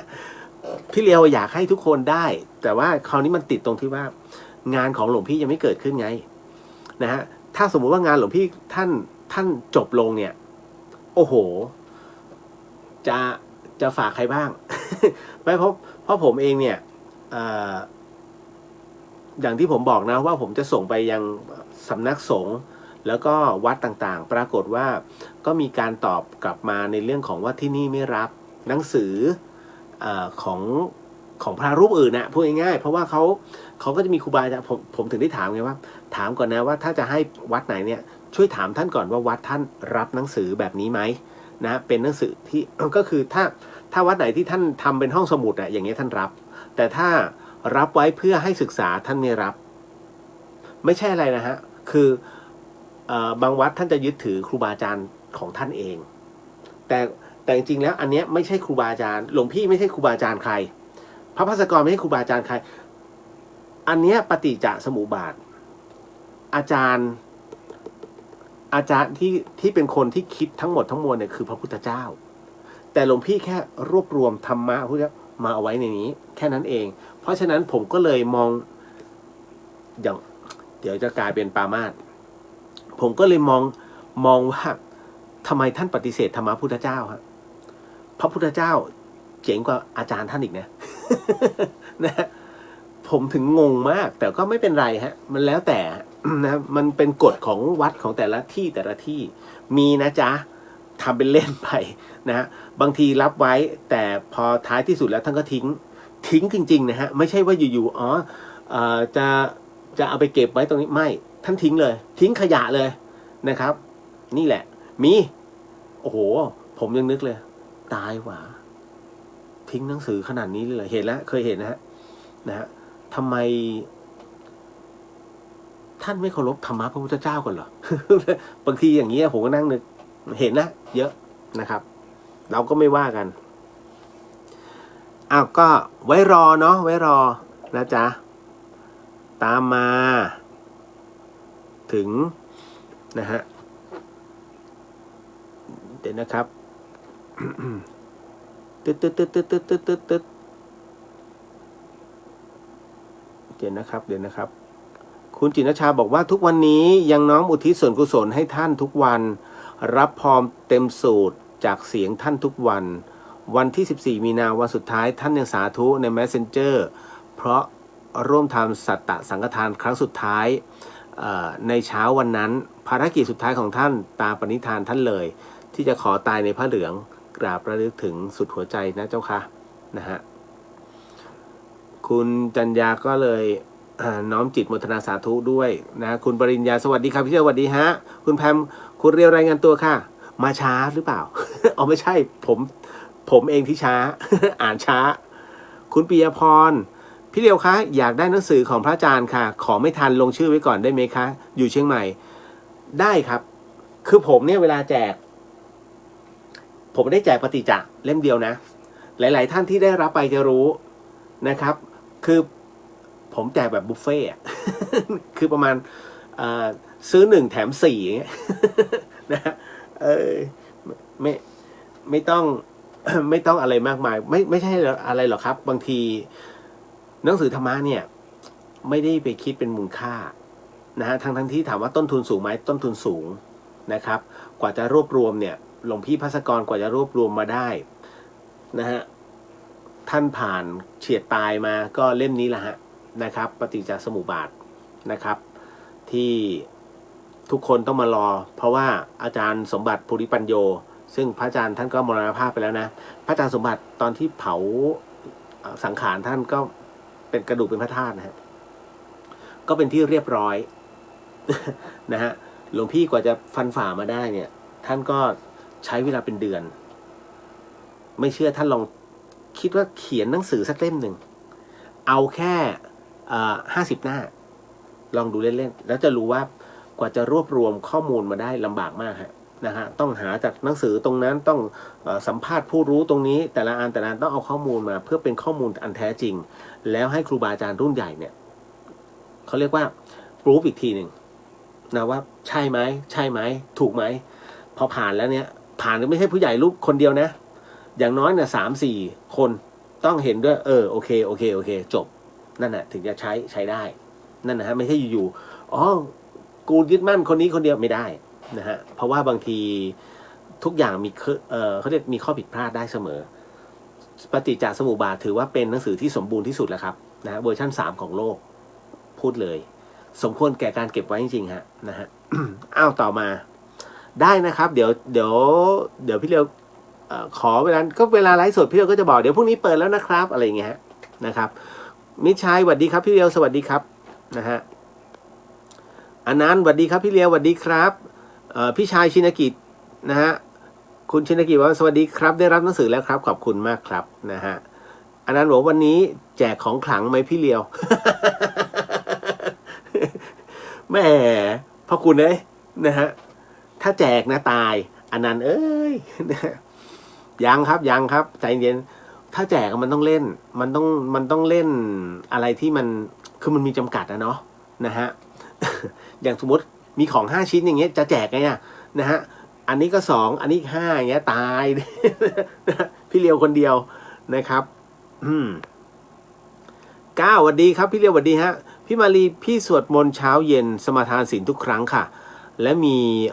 ระหว่างวันตามที่พระอาจารย์เคยสอนไว้ปลาสลิดทอดก่อนนะคะทำได้หลายอย่างต้มข่าแกงป่าผัดพริกแกงผัดพริกเผาผัดกระเพราได้หลายอย่างค่ะแล้วยังดัดแปลงตามชอบโอ้โห ผมก็ไม่น่าอ่านตอนนี้เลย น้ำลายไหล นะฮะใช่ไม่ไหลเขาเรียกน้ำลายสอ นะอันนั้นบอกว่าอย่าลืมต้มน้ำขิงร้อนๆด้วยนะครับเพราะว่าวัคซีนมาแล้วจะดีขึ้นพี่ดื่มทุกวันเลยครับอ๋อวัคซีนตอนนี้เชียงใหม่หยุดนิ่งอะฮะไม่รู้เป็นเพราะอะไร ไม่เดินเลยนะครับอาจจะไปเดินที่อื่นแต่ในตัวจังหวัดไม่เดินจริงๆนะฮะเป็นโรคอะไรฮะก็ไม่เข้าใจแล้วบอกพวกเราต้องฉีดแต่ไม่มีให้ฉีด และตอนนี้พรุ่งนี้จะมีคัสเตอร์ใหญ่พอสมควรโรงงานจิวเวลรี่นะฮะของในเครือสหพัฒน์ที่ลำพูนไม่มั่นใจนะอันนี้เหมือนกับ 4,000 คนก็ให้ระมัดระวังเหมือนจะมีหนังสือส่งมาแล้วเดี๋ยวพรุ่งนี้เขาคงประกาศนะฮ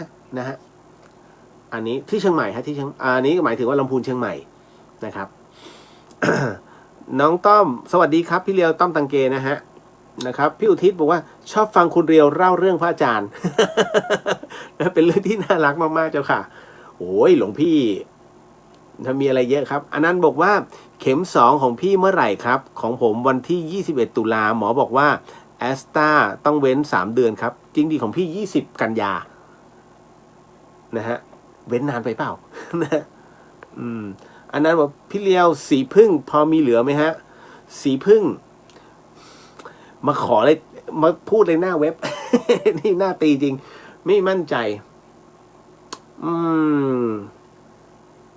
อ๋อสีพึ่งมีที่ตุนุก มีเป็นลิปสติกด้วยซ้ำลิปสติกปลุกเสกไม่มั่นใจนะเดี๋ยวต้องถามตุนุกฮะอันนั้นก็คืออัดพลังไว้อยู่ข้างบนอาคารใหญ่นะครับพิทิศขอบพระคุณสำหรับเรื่องราวและสาระดีๆขอบพระคุณมากๆเจ้าค่ะนะฮะโมทนาสาธุครับแบ่งปันกันครับต้อมตังเกบอกว่าชัยโยรอหนังสือครับพี่ส่งไปแล้วเช็คด้วยเดตันโฮปรอรับพร้อมมหาอุดนะพี่เฮ้ยยังไม่ได้เหรอมหาอุดเอ๊ะแปลกๆฮะไปรษณีย์ผมส่งทุกคนเลยนะจริงๆแต่ว่าผมไม่ได้ถ่ายรูปตัวที่ เอ๊ะเดี๋ยวมันจะมีชุดหนึ่งที่ถ่ายเอาไว้เดี๋ยวพรุ่งนี้พี่เราจะถ่ายแล้วก็โชว์ให้อีกรอบหนึ่งแล้วกันนะฮะมีฮะมันมีบางส่วนที่ไม่ได้ถ่ายแต่บางส่วนก็ถ่ายไว้คุณธงชัยบอกว่าสนใจหนังสือครับพี่เลียวรอรอบหน้าขอบพระคุณมากฮะรอรอบหน้าดีกว่า นวลละอวันพุกรอพี่กลับจากตลาดก่อนนะประมาณ10 โมงอ๋อได้นะคุณปฐมพรโคราชมีวัดสุทธจินดามีห้องสมุดด้วยค่ะเป็นห้องสมุดประจำจังหวัดอ๋อดีฮะคือถ้าเป็นห้องสมุดไม่มีปัญหาเลยผมส่งให้ได้ฮะนะครับทำดีบอกว่าหวัดดีพี่เรียวเคยลองและพี่อาจคิดไปเองนะชูชกไม่ถูกจริตกันนะครับเอาละก็คุณมูนาบอกว่ากรรมไม่มีเด็กไม่มีผู้ใหญ่ค่ะใช่ครับ มันไม่ค่อยเลือกใครหรอกครับเรื่องกรรมเนี่ยฮะ อันนี้คุณธงชัยสวัสดีครับสวัสดีฮะอ้าวนะฮะคืออย่างนี้ด้วยวันนี้เนี่ยผมเคยพูดถึงในเรื่องราวของการเกิดพระบรมสารีริกธาตุแล้วก็พระธาตุอยู่เรื่อยๆเนาะนะฮะแล้วคราวนี้ก็คือ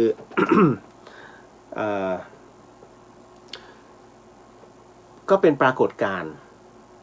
นะฮะในส่วนของการทำปฏิกิริยาทางเคมีนะฮะในเรื่องของกระดูกของคนซึ่งมันเป็นอะไรที่แปลกพูดเลยฮะว่าเป็นเรื่องราวที่แปลกแล้วผมเนี่ยบอกหลายท่านเอาไว้แล้วก็หลายๆครั้งนะฮะว่ามันมีหนังสือเล่มหนึ่งที่ผมหยิบจับขึ้นมาเนี่ยแล้วมีความรู้สึกว่าเฮ้ยเจ๋งมากนะฮะก็เลยบอกว่านี่คือ หนังสือที่ผมบอกพระธาตุของหลวงพี่ต้นนะฮะของวัดสันติธรรมพระธาตุมหัศจรรย์แห่งพระพุทธศาสนา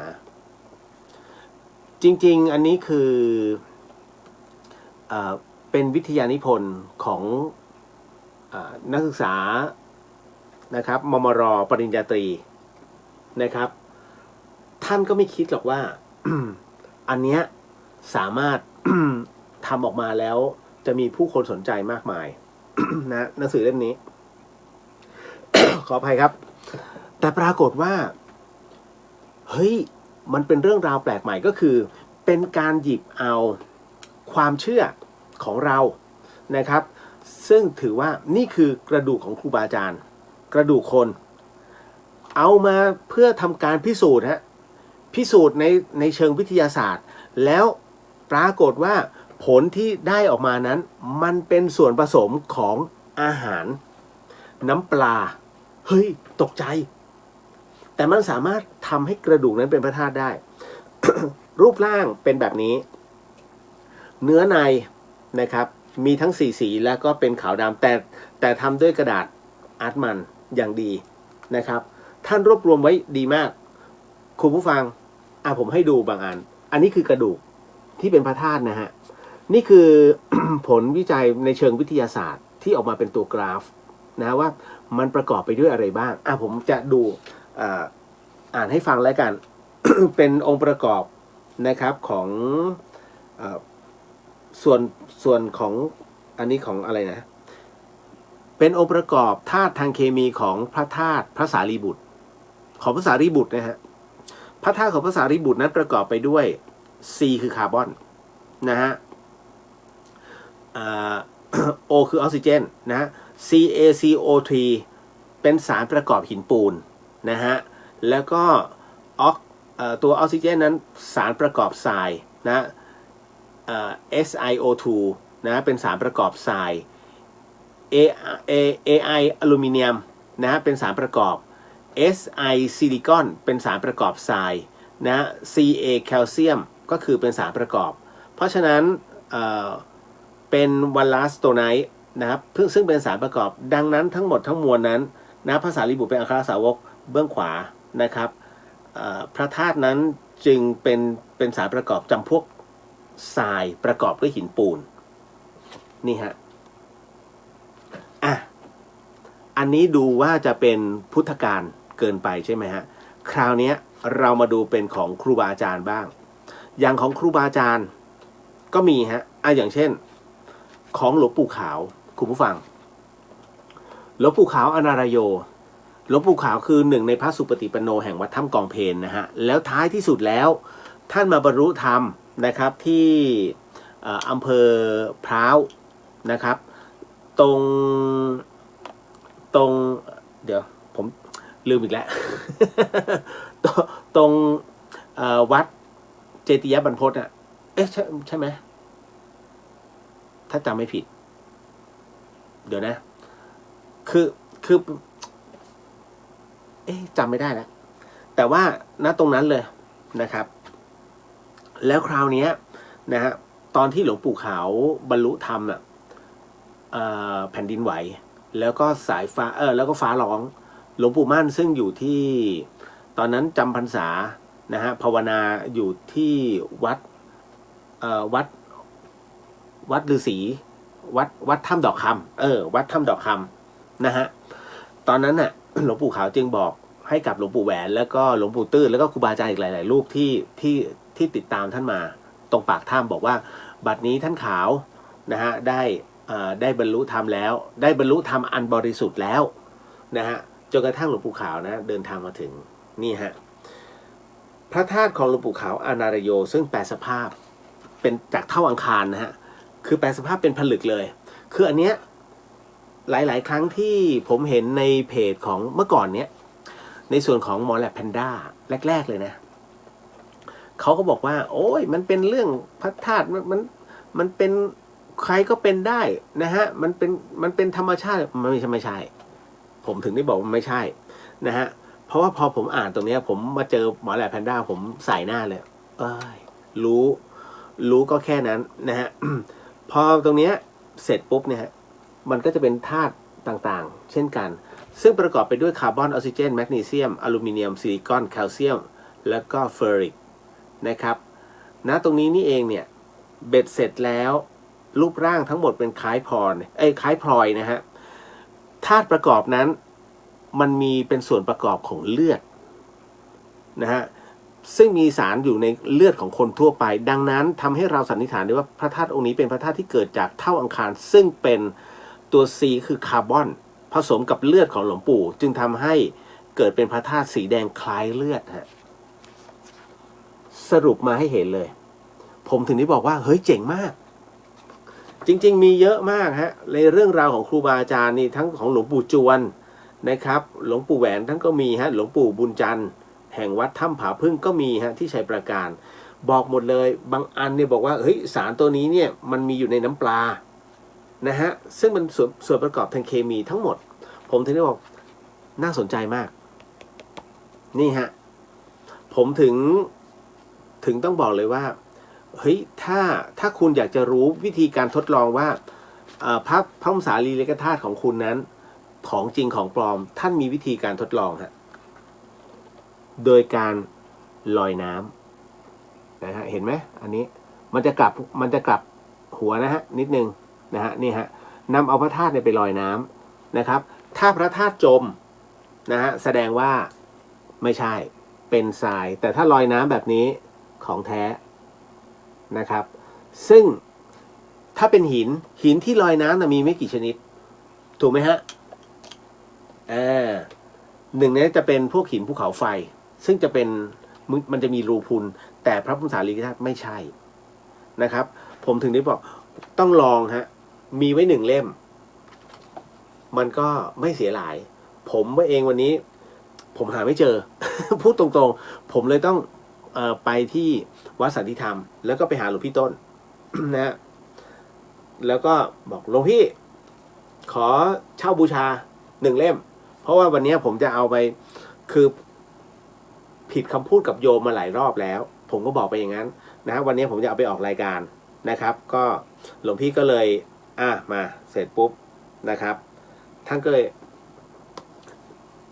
เล่มนี้200 บาท นะฮะผมบอกเลยนะครับเพราะฉะนั้นเนี่ยแต่ว่าผมเต็มใจที่จะให้ทันทีเพราะว่ามันเป็นหนังสือที่มีคุณค่ามากแล้วที่สำคัญก็คือว่าเรื่องราวตรงนี้ท่านจำได้ไหมฮะที่ผมบอกว่าทำบุญกับท่านเนี่ยตอนนี้ก็คือ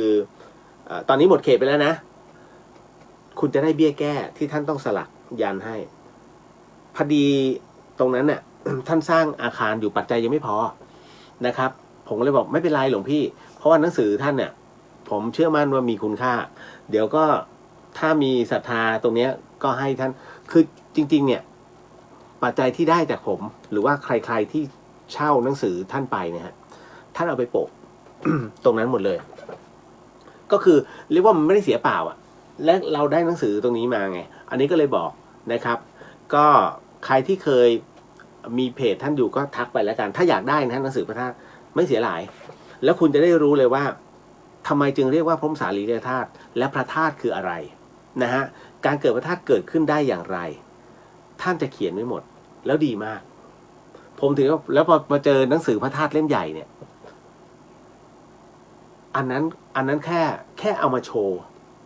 พระธาตุสันฐานนี้พระธาตุสันฐานนี้แต่ไม่มีใครอธิบายแบบนี้ผมอ่านมาหลายเล่มแล้วผมถึงได้บอกว่าการันตีถ้าภาษาพระบ้านการันตีว่าเล่มนี้ดีสุดแล้ว นะฮะท่านเองก็ไม่คิดว่าจะทำแล้วมันดังขนาดนี้นะครับเพราะว่ามีหลายคนที่ไปตลอดเนี่ยอันนี้ออกมาหลายปีแล้วนะเกือบจะ10 ปีแล้วฮะนะฮะตอนนี้ยังอยู่ไม่กี่ปึ้ง ก็ยังมีอยู่ โอ้แล้วท่านลืมไปแล้วผมไปกระตุ้นท่านไงหลวงพี่ยังมีหนังสือพระธาตุเปล่าผมผิดคำพูดกับโยมไม่หลายรอบแล้ว นะฮะขอเช่า1 เล่มหลวงพี่ก็เลยเอาไปมา ท่านก็เลยลงจากกุฏิท่านเดินมาให้นะครับก็ได้มา1 เล่มนี่แหละนะครับก็เข้าไปที่อะไรนะอามาโลผมจำท่านไม่ได้แล้ว อะไรอมรสิทธิอะไรสักอย่างเนี่ยใช่ไหมอมรเทวะมหาสิทธานะเข้าไปที่ Facebook อันนะอมรเทวะมหาสิทธาเป็นเพจของเป็นของหลวงพี่ต้นนะฮะแล้วก็บอกผมแนะนำถ้าดุยๆเข้าไปรู้สึกจะ299นะแต่ถ้าบอกผมพอดีพี่เลียวบอก200 คุณก็จะได้ราคานั้นนะฮะอย่าไปบอกมากนะ นะฮะแค่กระซิบเอาล่ะคราวนี้มีคำถามมาถามผมว่าตอนนี้นะฮะตอนนี้ยังถวายเทียนพรรษาได้ไหมโอ้โหมันเลยเข้าพรรษามาเป็นอาทิตย์แล้วฮะถามว่ายังทำได้ไหมทำได้ครับผมบอกแล้วทำได้ตลอดนะครับแต่ผมอยากให้เปลี่ยนจากเทียนพรรษาเป็นพวกปลั๊กไฟหรือว่าสายไฟรวมไปถึงหลอดไฟนะครับเพราะว่าคุณไปซื้อหลอดท่านไม่มีขั้วท่านก็เดือดร้อนมันกลายเป็นท่านต้องไปตั้งทิ้งไว้นะฮะแต่ถ้าท่านซื้อมาทั้งชุดเลยมีสายพร้อมมีปลั๊กเสียบพร้อมสว่างจบท่านไม่เดือดร้อนนะแต่ที่ถวายเทียนเพราะว่าอย่างที่ผมบอกเนี่ยอย่างกลางคืนอย่างเงี้ยฮะต้องจุดเวลาใครไปใครมาสมัยก่อนเนี่ยนะฮะเขามองมาบ้านหลังนี้เมื่อก่อนไม่มีไฟฟ้าไง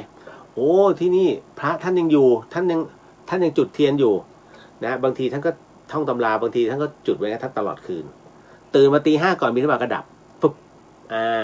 พอรุ่งพอจะทำวัดเย็นก็จุดตึ๊บเป็นอย่างนี้ทั้งพรรษานะครับเพราะฉะนั้นถวายได้ตลอดนะจ๊ะไม่ผิดฮะในเรื่องของการถวายเทียนพรรษานะครับเอาล่ะต่อมาคำถามคลาสสิกฮะ นะฮะคำถามคลาสสิกที่ถามกันมาว่าพี่เลียว พระขับรถได้ไหมเพราะวันนี้มีข่าวพระเมาแล้วขับรถพุ่งลงไปคลองแล้วมรณภาพเห็นไหมฮะผมถึงได้บอกว่า ถ้าไม่พร้อมท่านอย่าบวชเพราะเวลาเขาลงข่าวเขาลงคำว่าพระเขาไม่ได้ลงว่าท่านนะฮะมันก็เลยไม่ เอาอย่างท่านไปแบบไหนอ่ะท่านไปแบบโทษ2 เท่าอ่ะเพราะท่านสวมเครื่องแบบพระอยู่ไงนะฮะแล้วเมาด้วยนะครับ ดังนั้นเนี่ยมันก็เลยทำให้โทษในอบายภูมิท่านหนักต่อให้ท่านปฏิบัติแค่ไหนก็ตามแต่ว่าถ้าเป็นอย่างเงี้ยเสร็จปุ๊บเนี่ยพอมันเสื่อมปุ๊บบุญส่วนบุญแต่ลงก่อนเพราะว่าจิตนั้นไม่ผ่องใสถูกไหมครับเอาล่ะ คราวนี้พระขับรถได้ไหมคำตอบคือได้ฮะผิดไหมก็อยู่ในข้อโลกาวัชชะนะครับก็คือโลกติเตียนแต่ถามว่าทำไมล่ะคืออย่างนี้ฮะอย่างเราอยู่ในเมืองเนี่ยเราก็จะเห็นอะไรที่มันซอฟๆไม่มีปัญหาแต่ถ้าคุณไปนอกเมืองอย่างอีสานบางที่นะฮะท่านก่อสร้างกันอยู่เนี่ยไม่มีโยมขับรถเพื่อจะมาเอาวัสดุก่อสร้างเอ้าทำไมท่านไม่เดินอ่ะแบกปูนไหวไหมนะฮะเอาก็สั่งไปสิไปนู้นก็สั่งไปที่วัดสิมันทำได้หมดฮะถ้าถามว่าอุปกรณ์ต่างๆเนี่ยนะฮะจะทำไหวไหม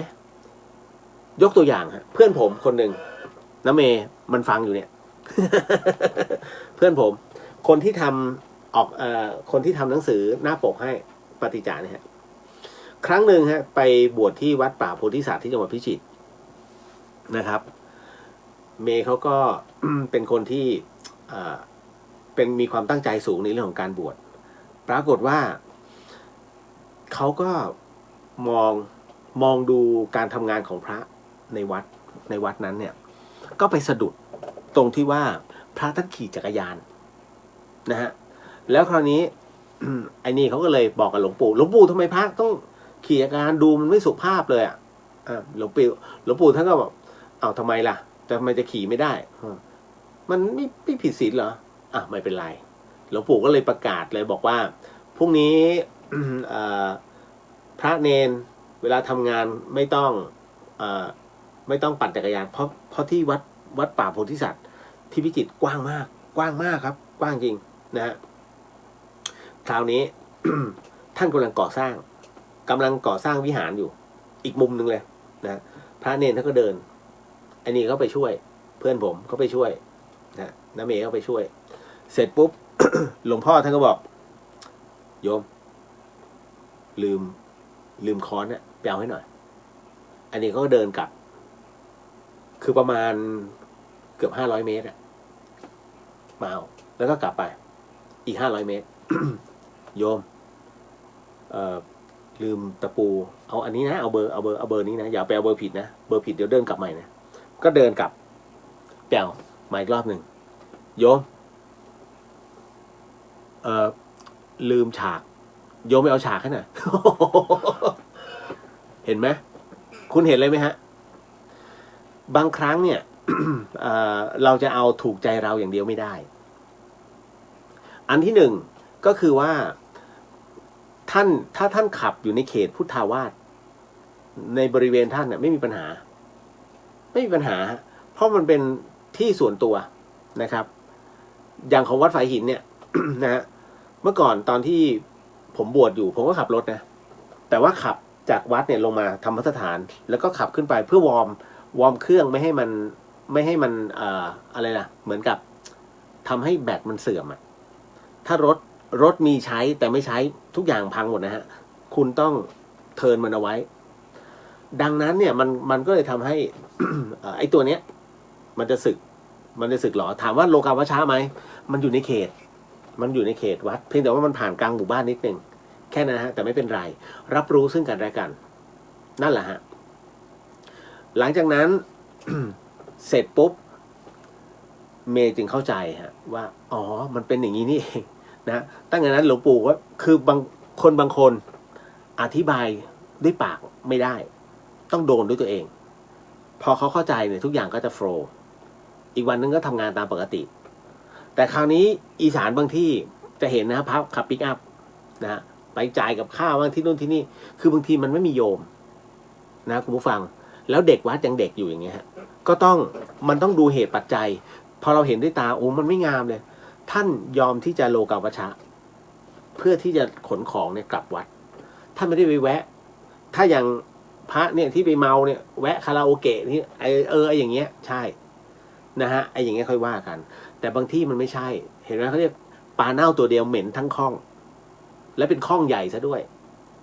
มันมีครั้งหนึ่งฮะครูฟังฮะ พระเดชมีพระรูปหนึ่งที่จังหวัดเพชรบูรณ์ท่านเป็นมะเร็งเนี่ยในป่ากลางป่าเพชรบูรณ์รู้สึกตรงสีเทพนะถ้าจำไม่ผิดแล้วคราวนี้ ที่วัดมีรถ1 คันนะฮะแต่ท่านนั้นกลัวว่าโยมจะติเตียนก็เลยไม่ขับแต่โยมที่ต้องไปขับเนี่ยอยู่ในหมู่บ้านซึ่งหมู่บ้านเนี่ยออกมา7 กิโลกว่าจะรอโยมเข้าไปท่านก็เลยเหมือนกับว่าคือท่านเจ็บมากแล้วจนกระทั่ง ท้ายที่สุดตกเย็นโยมเนี่ยเข้าไปหาหลวงพ่อท่านก็แย่แล้ว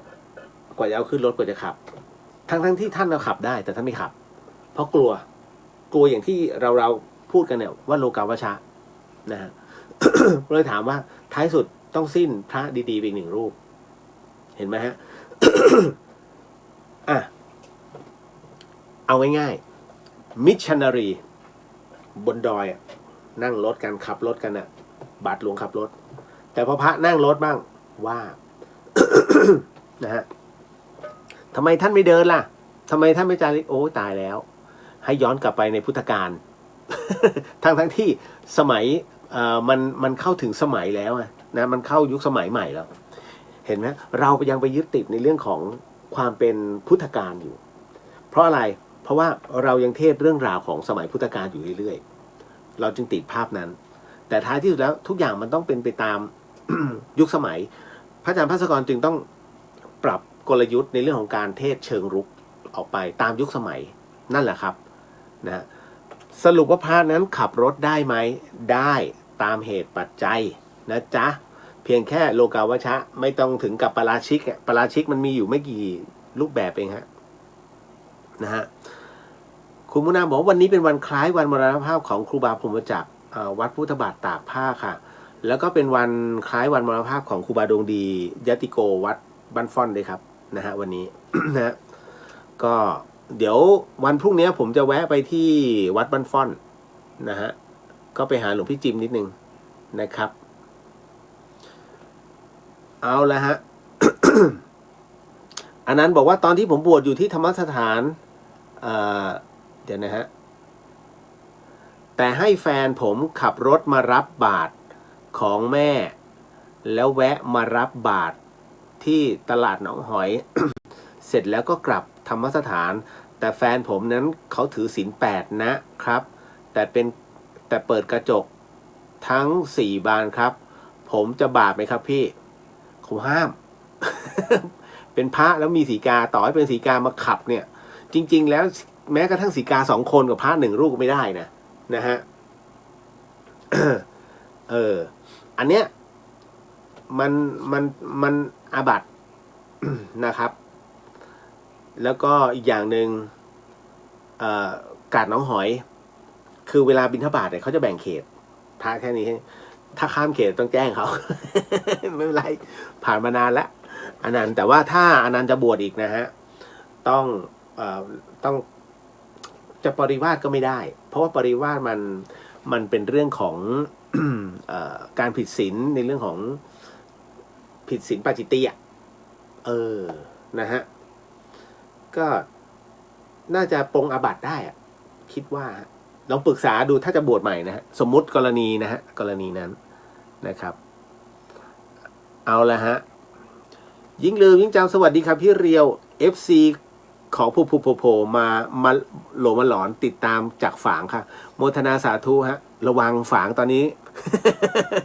ชัยประการใช่ไหมโรงพยาบาลชัยประการนะครับ เอาละต่อมา ก็หลายๆท่านคือมันก็มีคำถามเข้ามาอยู่เรื่อยๆนะครับผมก็จะก๊อปมาแปะแล้วก็มานั่งคุยกันแบบนี้ทำไมเขาต้องบวชต้นไม้ครับมันเป็นวิถีพุทธนี่ผมอธิบายไปแล้วไม่ใช่เหรออธิบายไปแล้วอันนี้นะฮะจบไปไม่ได้ติ๊กขออภัยกรณีเนนที่จังหวัดสระบุรีตั้งสำนักหน้ากุฏิมีอ่ะนะฮะทำพิธีเข้าทรงและบายสีจนพระท่านมาเตือนแล้วเนนก็เถียงพระแบบนี้ดูแล้วไม่งามจริงๆค่ะพี่อยากรู้ขอบเขตของสามเณรมีแค่ไหนอุ้ยมีด้วยเหรออันนี้ผมไม่มั่นใจคือแต่ว่าอย่างนี้ฮะ สามเณรน่ะตั้งสำนักหน้ากุฏิโอ้ปกติเขาไล่ออกครับ จริงฮะคืออย่างนี้วัดนั้นเป็นที่ประกอบศาสนกิจนะครับของสงฆ์นะครับตามพระวินัยนะฮะอะไรที่ไม่ใช่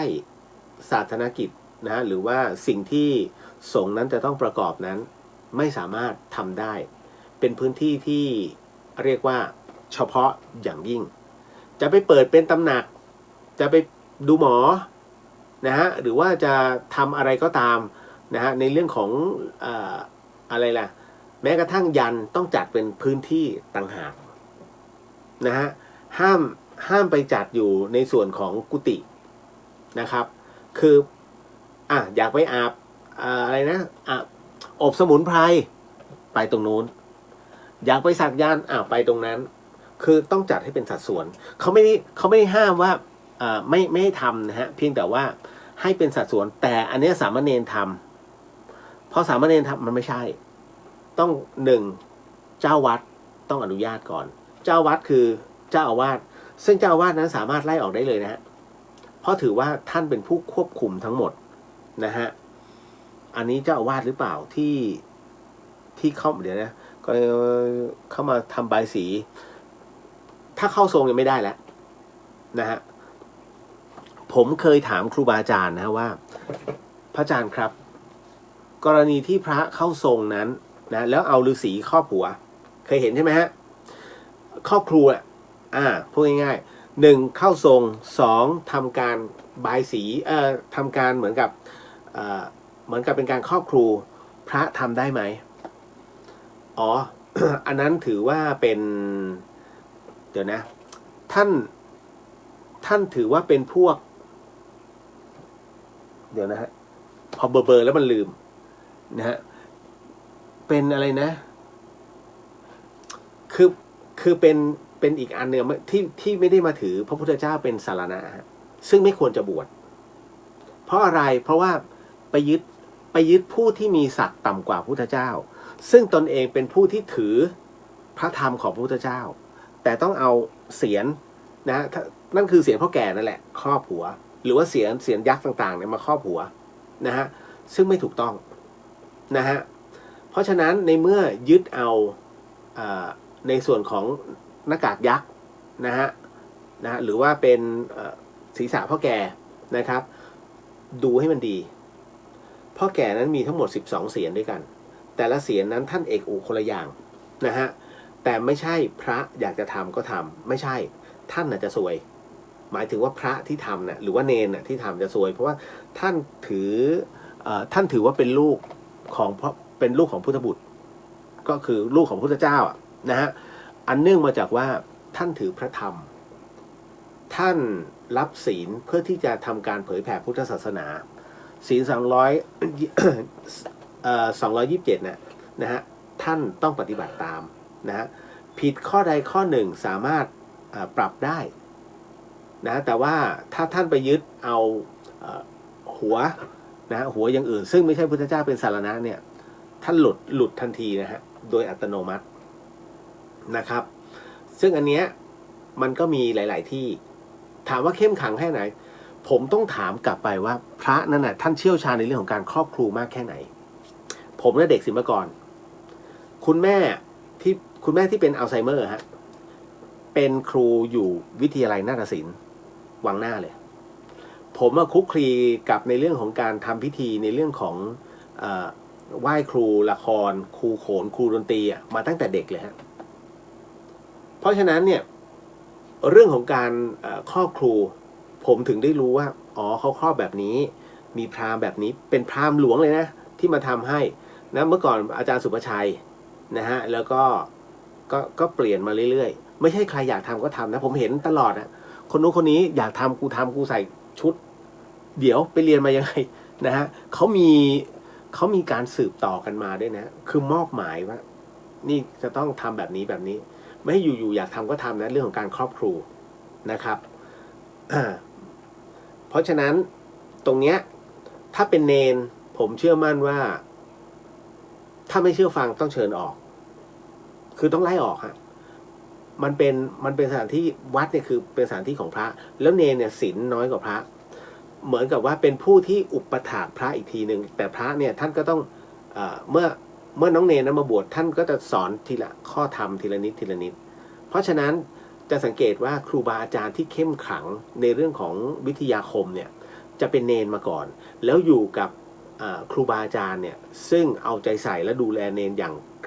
ร่งครัดมากหลวงพ่อเงินเนี่ยเมื่อก่อนนี้เคี่ยนเป็นเคี่ยนนะฮะคือท่านเนนไม่เรียนบาลีแล้วก็เหมือนกับท่องมนต์แล้วก็วาดตัวยันท่านเคี่ยนเลยสุดนะฮะดังนั้นเนี่ยครูบาอาจารย์มักจะเข้มงวดเพราะว่าเรื่องอักขระสำคัญมากเดินผิดไม่ได้นะฮะเวลาลงยันเนี่ยต้องกั้นหายใจ1ตัวถึงจะขังหนึ่งลมหายใจฮะต้องวาดให้จบเพราะฉะนั้นผมถึงได้บอกว่ายันที่เขียนเนี่ยทรมานมากแต่มันจำเป็นฮะที่จะแจกในงานนะครับนะฮะที่จะแจกในงานหลวงพี่ฮะเพราะฉะนั้น ที่จะสอดลงไปในหนังสือเนี่ยฮะค่อนข้างจะพิถีพิถันเพราะจานมือทั้งหมดนะครับอันนี้ก็เลยบอกไว้ก่อนว่ามันทรงคุณค่าหมดฮะทุกอย่างต้องทำให้มันมีความหมายนะครับไม่ใช่อยู่อยากทำก็ทำนะฮะผมจะไม่ใช่ประเภทนั้นนะครับเอาละจบลงอีก1 ข้อ ต่อมาอันนี้มาถามเรื่องราวของผีคุณผู้ฟังครับสิ่งที่ผมกำลังจะเล่าให้คุณผู้ฟังได้ยินได้ฟังเรื่องราวต่อไปนี้นั้นอย่าเชื่อนะฮะให้ฟังหูไว้หูแล้วก็ใช้วิจารณญาณทุกครั้งในการรับฟังเรื่องราวประเภทนี้ข้อสำคัญอยากให้คุณผู้ฟังได้ฟังเป็นนิยายน้องบอกว่าพี่เรียวคะหนูเจอประจำเลยหมายถึงว่ามีผู้หญิงนะมานั่งอยู่ที่ปลายเตียงเป็นประจำคืนวันพระนะทุกคืนวันพระจะมีผู้หญิงมานั่งอยู่ที่ปลายเตียง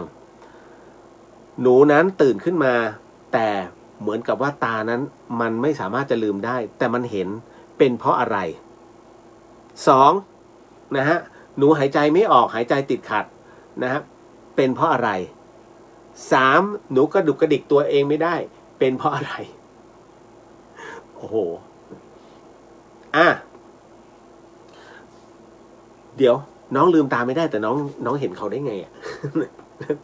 อันนี้พี่เรียวไม่เข้าใจเห็นเขาได้ยังไงใช่ไหมฮะน้องเห็นตาในน้องไม่ได้เห็นตาเนื้อนะครับเห็นตาในเพราะว่าในขณะที่น้องหลับอยู่เลเวลของตัวจิตของน้องเนี่ยมันอยู่ระหว่างตัวร่างกับตัวที่จะต้องถอดออกไปเป็นกายละเอียดมันจะไปอยู่ในเลเวลเดียวกันน้องเห็นจากเลเวลของตาของกายละเอียดของน้องเองกายละเอียดตัวนี้ที่มันพร้อมที่จะไปในความฝันไปทุกที่อันนี้แหละฮะเพราะฉะนั้นนะตรงนี้นี่เองน้องเห็นเขาเนี่ยจากตรงนี้แต่น้องทักทายเขาไม่ได้รู้สึกหายใจติดขัดเป็นเพราะอะไรอันนี้ตอบไม่ได้ถ้าภาษาวิทยาศาสตร์ภาษาหมอน้องนอนท่าไหนนอนคว่ำหรือนอนทับเส้นหรืออะไรหรือเปล่ามันทำให้รู้สึกหายใจติดขัดหรือเปล่าเพราะผมไม่ได้อยู่ตรงนั้นนะฮะจึงไม่สามารถฟันธงได้นะฮะแล้วสาเหตุที่น้องไม่สามารถกระดุกกระดิกได้เป็นเพราะอะไรก็เป็นเพราะว่าน้องนอนอยู่น้องหลับอยู่ นะฮะตัวจิตเนี่ยที่มันถอดออกไปมันยังถอดแบบมันไม่ได้ออกไปทั้งตัวเข้าใจใช่ไหมมันยังอยู่แค่บริเวณผิวๆนะเห็นอยู่แค่นั้นเองนะฮะผมเชื่อมั่นว่าวิญญาณตรงเนี้ยนะครับน้องคงอันที่หนึ่งน้องไปเข้าพิธีอะไรหรือเปล่าอันที่สองมีใครซึ่งเป็นญาติแล้วเสียชีวิตแล้วมีความผูกพันกับน้องหรือเปล่านะฮะแนะนำให้ไปทำบุญซะนะครับครั้งหน้าก็อย่างที่ผมเขียนให้นะจ๊ะใน Messenger ท่องซะเวลาเจอตัวจิตมันจะเดินไปเองนะครับผมก็เขียนให้หลายคนแล้ว ที่โดนแบบนี้นะฮะก็หลุดแต่จะให้หลุดจริงๆกับการที่ถูกเขาอำเนี่ยการนึกถึงพ่อแม่นึกไปถึงบุญคุณพ่อแม่พ่อจ๋าแม่จ๋าช่วยหนูด้วยช่วยหนูวิญญาณทุกชีวิตเนี่ยเกิดมามีพ่อมีแม่หมดฮะมันแล้วมันแพ้ความรักของพ่อของแม่ยิ่งใหญ่ที่สุดแล้ว นะฮะเพราะฉะนั้นตรงเนี้ยถึงได้บอกไว้เรื่องบางเรื่องอธิบายไม่ได้เรื่องบางเรื่องเนี่ยทั้งชีวิตหนูไม่เคยเจอเรื่องประเภทนี้พี่เลียวเอาจริงนะอ๋อใช่อย่าเจออ่ะดีแล้วน้องเอ้ยนะครับ มีคำถามมาว่าพี่เลียวเดือนหน้าหนักจริงหรือเปล่าตามคำทำนายใครทำนาย ผมจะบอกว่าอย่างนี้ฮะผมเคยพูดเอาไว้ล่วงหน้าว่าคนไทยจะตายเป็นหมื่นไม่ได้พูดเล่นนะจริงๆฮะ ผมจะพูดกับคนใกล้ชิดนะฮะผมว่าให้ดูไว้นะคนไทยจะตายเป็นหมื่นนะฮะแล้วท้ายที่สุดแล้วเนี่ยมันจะมีความวุ่นวายเกิดขึ้นนะฮะผมไม่พูดถึงในเรื่องขององค์ประกอบเอาแค่ในส่วนของโรคโควิดก่อนนะฮะคุณเตรียมถ้ามีหมูก็ทำหมูแดดเดียวเอาไว้ที่มันสามารถเก็บไว้ได้นานๆ นะฮะเพราะว่าณตรงเนี้ยต่อจากนี้ไปมันจะมีการแข่งแย่งผลประโยชน์กันพอสมควรเป็นประโยชน์ของใครไม่รู้นะครับแล้วคุณจะไม่เห็นความสำคัญนะฮะของคนที่คุณเคยให้ความสำคัญนะฮะแล้วก็อันนี้ให้จำไว้นะ เหตุภัยพิบัตินั้น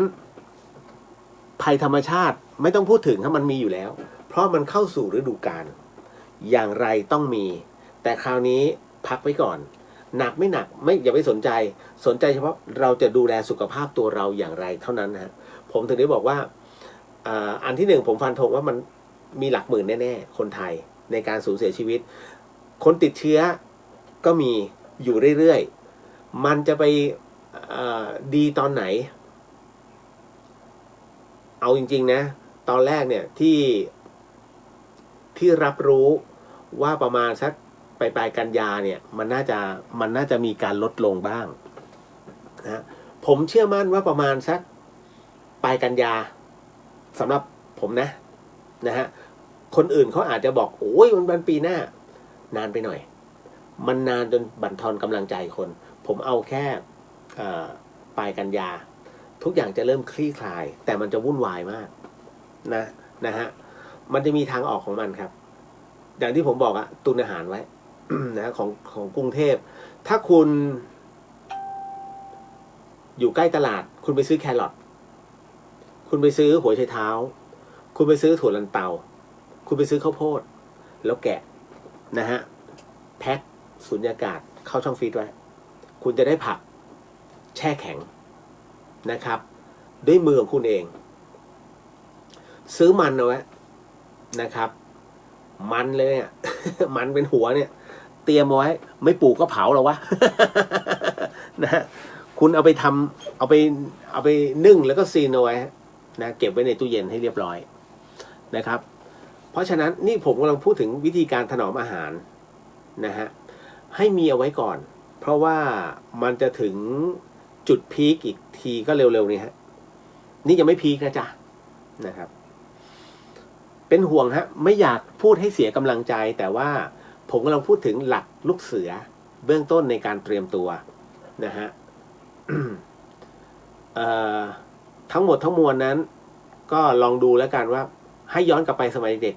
วิชาการลูกเสือเราต้องทำยังไงบ้างการถนอมอาหารทำให้อาหารมันยั่งยืนนะฮะเนื้อวัวหรือว่าเนื้อหมูใครที่จะกินเนื้อไก่วิธีการถนอมอาหารคุณไปศึกษาให้เรียบร้อยแล้วเตรียมทำเอาไว้ฮะนะฮะจะปลอดภัยที่สุดแล้วก็จะไม่อด นะพรุ่งนี้ราคาน้ำมันลดลง50 สตางค์นะฮะไปเติมซะนะครับไม่บอกหรอกเพราะว่าเรื่องบางเรื่องเนี่ยมันพูดไม่ได้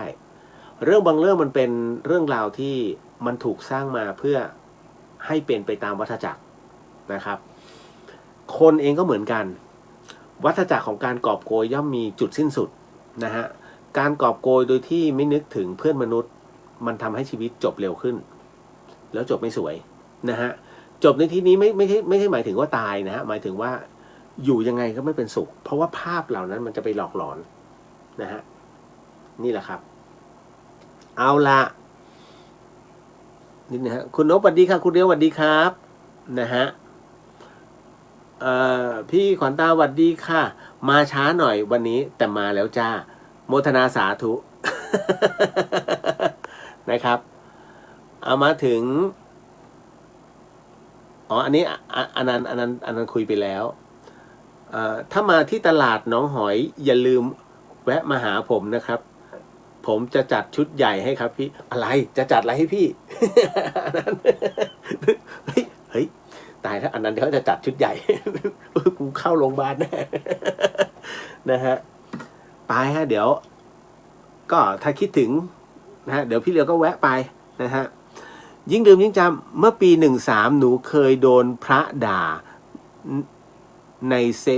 2013นะฮะหนูเคยโดนพระด่าในเซเว่นแมคคอมิกยังจำขึ้นใจไม่เคยลืมโอ้ยให้โอโหสิท่านไปครับนะฮะเพราะว่าบางครั้งการผูกใจเจ็บไม่เป็นผลดีมันจะเป็นพลังลบกับเรานะฮะเห็นไหมอันเนี้ยถึงได้บอกไงด่า1 คำจำเป็นปีแต่ถ้าลองชมปุ๊บแป๊บเดียวก็ลืมเนี่ยฮะเห็นไหมฮะนี่คือตัวที่ผมบอกอะว่ามันค้างอยู่ผมเนี่ยมีคนทำให้มีคนทำมีให้ทั้งแค้นนะฮะมีให้ทั้งเจ็บใจนะมีให้ทั้งเสียใจมีหมดฮะนะครับมีทำให้เราอายอับอายมีหมดแต่ทุกอย่างต้องคืนกลับไปให้เขาหมายถึงว่าอโหสิให้การอโหสิให้เราสบายใจเชื่อผมเราสบายใจแต่ตัวกรรมที่เขาไม่ได้ให้อโหสิเราแล้วเป็นตัวที่เหน็บเรามันจะตีกลับไปหาเขาไม่ได้แช่งแต่ของฟรีไม่มีในโลกฮะดังนั้นเนี่ยคือผมเป็นอะไรที่แปลกมากอันนี้ไม่ได้อะไรคือผมเองเนี่ยเป็นคนที่ทำปิดทองหลังพระมาแต่ไหนแต่ไรแล้วก็จะถูกหักหลังตลอดแล้วบังเอิญว่าคนที่หักหลังเนี่ยเขาก็มีพรรคมีพวกแต่ปรากฏว่าหนึ่งในพรรคพวกเขาอยู่ๆเสียชีวิตทันทีและเป็นแบบนี้ตลอดฮะใครที่เขาทำผมกับหลวงพี่เนี่ยคล้ายๆกันเวลาใครที่เหมือนกับทำอะไรลับหลังแล้วก็มีอันต้องหลวงพี่กดไปกดเผาอะประมาณทั้ง4-5 ศพนะฮะผมก็ไปร่วมงานก็ประมาณก็แถวๆนี้หลวงพี่4-5 ครั้ง นะฮะแต่อโหสิให้หมดนะครับนะฮะยิ่งเร็วยิ่งจำบ้านหนูอยู่แม่อายเพิ่งโดนน้ำท่วมเมื่อ2 วันที่แล้วใช่เห็นแล้วฮะเห็นข่าวอยู่นะฮะ9งานหลวงพี่กำหนดการเมื่อไหร่ครับงานพระอาจารย์ภาสกรนั้นนะครับอยู่ที่วันที่18 ธันวาคมเป็นการสวดอภิธรรมแล้วก็วันที่19 ธันวาคมนั้นเป็นการเผาสรีระสังขารของท่านที่วัดมกุฎกษัตริย์ที่กรุงเทพฮะแล้วทางคณะญาติก็ไม่รู้เขาจะให้พี่เลี้ยวอีกหรือเปล่าเพราะมีการตกลงว่าจะให้พี่เอากระดูกหลวงพี่ท่านขึ้นมาบรรจุที่ธรรมสถานจะแบ่งเป็น2 หรือ 3 ส่วนไม่รู้กระดูกท่านนะฮะก็ตามความเชื่อของเขาผมทำอะไรไม่ได้เพราะเป็นทรัพย์สินกระดูกคือทรัพย์สินของ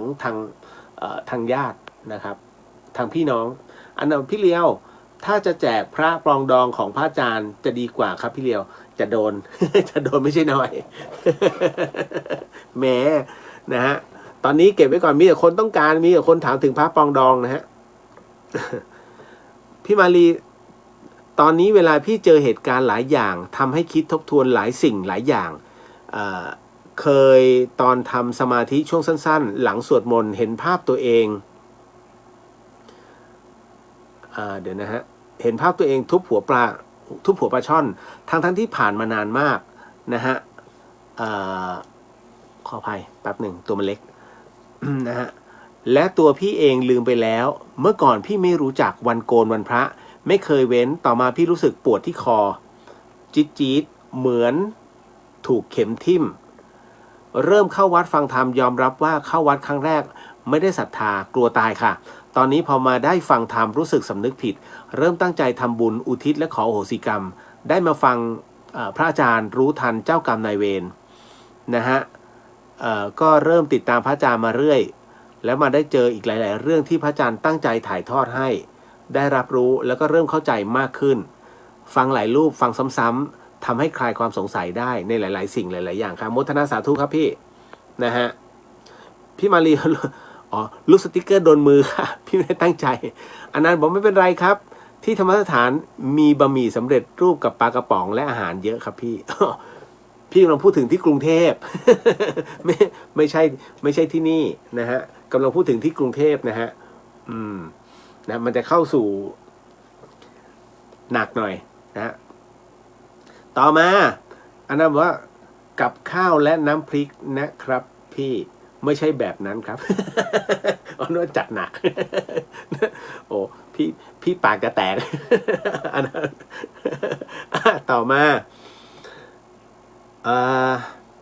การที่มีคนร้ายบุกเอาอาวุธมาทำร้ายบุพการีเราแล้วเราทำการต่อสู้จนคนร้ายเสียชีวิตเพราะเหตุที่เราปกป้องบุพการีแบบนี้จะผิดไหมและจะต้องรับกรรมไหมคะการปกป้องบุพการีนั้นเป็นเรื่องที่เรียกว่าควรกระทำอย่างยิ่งแต่เรื่องของการที่ทำให้เขาถึงตายไม่ถึงตายนั้นเป็นเรื่องของความตั้งใจหรือเปล่าหรือว่าเป็นการป้องกันตัวถ้าเป็นการป้องกันตัวหรือว่าเป็นการพลาดพลั้งเขาเรียกว่ามิได้ตั้งใจหรือมีเจตนานะฮะเอาตัวบทกฎหมายก่อนนะกรรมว่าอีกทีหนึ่งนะครับเพราะฉะนั้นเนี่ยเมื่อสืบเรื่องราวแล้วมีโจรบุกเข้ามาในบ้านกำลังเอามีดกำลังจะแทงแม่เรา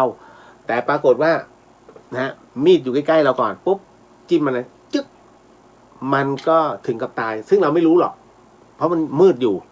นะฮะแต่เห็นเงานะฮะแม่ก็กำลังจะร้องเราจึ๊กไปแล้วมันเรียบร้อยไปแล้วพอเปิดไฟขึ้นมาเอ้าตายเลยนะฮะถามว่าณตรงนี้เรามีเจตนาไหมไม่มีเจตนาแต่เจตนาแค่ต้องการจะป้องกันบุพการีของเราการตัดสินโทษแน่นอนที่สุดฮะเมื่อมีคนตายเกิดขึ้นมันมีโทษแต่คราวนี้มันเกิดการบุกรุกขึ้นมาในยามวิกาลศาลก็จะพินิจพิเคราะห์นะฮะตามรูปหลักฐานอาจจะเป็นการป้องกันตัวแล้วอยู่ในเคหสถานส่วนตัวไม่มีความผิดยกฟ้องก็สามารถแต่คราวนี้มาพูดถึงในเรื่องของตัวกรรมในเรื่องของตัวกรรมนั้นในเรื่องของการทำร้ายบุพการีของเรานั้นแน่นอนที่สุดพ่อแม่ใครก็รักนะครับบางครั้งเนี่ยนะฮะมันก็มีเหตุในการพลาดพลั้งเกิดขึ้นแต่ถ้าทำไปด้วยโทสะนั้นกรรมตัวนี้ถือว่ามันเป็นเขาเรียกเจ้ากรรมนายเวรซึ่งกันและกันเจ้ากรรมนายเวรซึ่งกันและกันหมายถึงว่าเรากับเขาคือเจ้ากรรมนายเวรแต่ผู้ที่มันปองร้ายหมายถึงว่ากระทบชิ่งคือบุพการีเขาจะฆ่าบุพการีของเราเป็นจังหวะที่เราเห็นแล้วเราเอามีดจ้วงแทงจึ๊กเข้าไปไอ้นั่นก็พอดีฮะเป็นเจ้ากรรมนายเวรซึ่งกันและกันเพราะครั้งหนึ่งเขาก็เคยทำเราแบบนี้แต่ณวันนี้เราไปทำเขาแล้วมันจะสลับกันไปกงกรรมกงเกวียนแบบนี้เสมอนะฮะเพราะฉะนั้นมันก็เป็นตัวกรรมนั่นแหละนะฮะเพียงแต่ว่าถ้าสมมุติเราไม่ช่วยบุพการีเราก็จะถูกคอรหาอีกแต่ถามว่าณตรงเนี้ยตามหลักพระพุทธศาสนาต้องเป็นไปแบบนั้นใช่ไหมใช่ครับกรรมใครกรรมมันนะฮะแต่เราทำไม่ได้นะฮะเพราะฉะนั้นเราไม่ต้องการที่จะเกิดการสูญเสียหรือว่าเสียสละขณะนั้นได้นะฮะเพราะฉะนั้นจะบอกว่านี่คือกรรมของผู้เป็นแม่หรือผู้เป็นพ่อก็ไม่ได้หรอก ทำไม่ได้จริงๆนะฮะถึงได้บอกว่ารับกรรมไหมเป็นกรรมแต่เป็นกรรมที่มันมาด้วยความกตัญญูแต่ถ้าเป็นผู้ที่ตัดแล้วทุกอย่างก็สัตว์โลกย่อมเป็นไปตามกรรมกรรมมุนาวัตตีนี่ฮะเพราะฉะนั้นศาสนาพุทธนั้นถามว่าเป็นศาสนาที่เอาเฉพาะตัวเองใช่ไหมถูกต้องสอนใครก็ไม่ได้อย่างพูดคุยอย่างนี้ฮะครูบาอาจารย์ซึ่งเป็นผู้ที่บรรลุธรรมชั้นสูงแล้วผมถามว่าท่านจะมาบอกอ้าวพวกเราไปนิพพานกันเถอะทำตามนะนี่นู่นนั่นทำแล้วแต่ท่านไปรูปเดียวเอาแล้วทำไมรูปอื่นไปไม่ได้หรือว่าคนอื่นไปไม่ได้ก็ทำเหมือนท่านในเรื่องของการสั่งสมคุณงามความดีบารมีทั้งหมดไม่เท่ากันนะฮะเพราะฉะนั้นเนี่ยถึงได้บอกว่าต้องมีเฉพาะตนเท่านั้นฮะปัจจตังจ้ะนะครับเก็ตเนาะในเรื่องตรงนี้เอาล่ะต่อมา อันนี้ไปแล้วพระขับรถได้หรือเปล่านะฮะต่อมาคุณเรียวพอจะแนะนำหรือตรวจดวงชะตาให้หน่อยได้ไหมคะ ดิฉันเชื่อคุณเรียวค่ะอย่ามาเชื่อผมฮะเห็นเขาโพสต์กันคำทำนายที่เปลี่ยนผัวแล้วรวยแบบนี้ไงคะ ใครโพสต์ เปลี่ยนผัวแล้วรวย เอ้ยตายคือจะบอกว่าพี่อย่าเชื่ออะไรประเดี๋ยวประดาวนะฮะคืออย่างนี้คำทำนายก็คือคำทำนายดวงชะตาก็คือดวงชะตานะฮะจะเป็นยังไงก็แล้วแต่เชื่อมั่นในพระพุทธเจ้า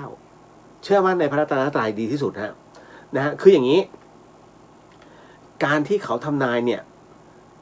เขาขายความสบายใจนะพี่เขาขายความสบายใจขายความสบายใจให้ก่อนขายสิ่งที่ผ่านมาให้เรารับรู้ก่อนนะฮะแล้วจากนั้นขายความหวังขายความหวังว่าเอ้ยเดี๋ยวอีกหน่อยเดี๋ยวรวยเดี๋ยวจะได้ลาภแล้วนะฮะเขาขายความหวังแต่ในขณะเดียวกันนะฮะก็ยังมีอย่างอื่นมาแฝงด้วยนะฮะมันทุกอย่างมันก็ยังธรรมดาพี่แต่พอเรารับรู้ว่าอ๋อเดี๋ยวเราต้องรวยเสร็จปุ๊บมันกลายว่าจะทำให้เราขี้เกียจไม่อยากทำนู่นทำนี่เพราะคำทำนายเขาบอกเอาไว้เดี๋ยวรวยเดี๋ยวก็รวยเองเดี๋ยวมีลาภมานะฮะแต่ถ้าไม่เดินด้วยตัวเองไม่มีทางฮะดวงก็คือดวง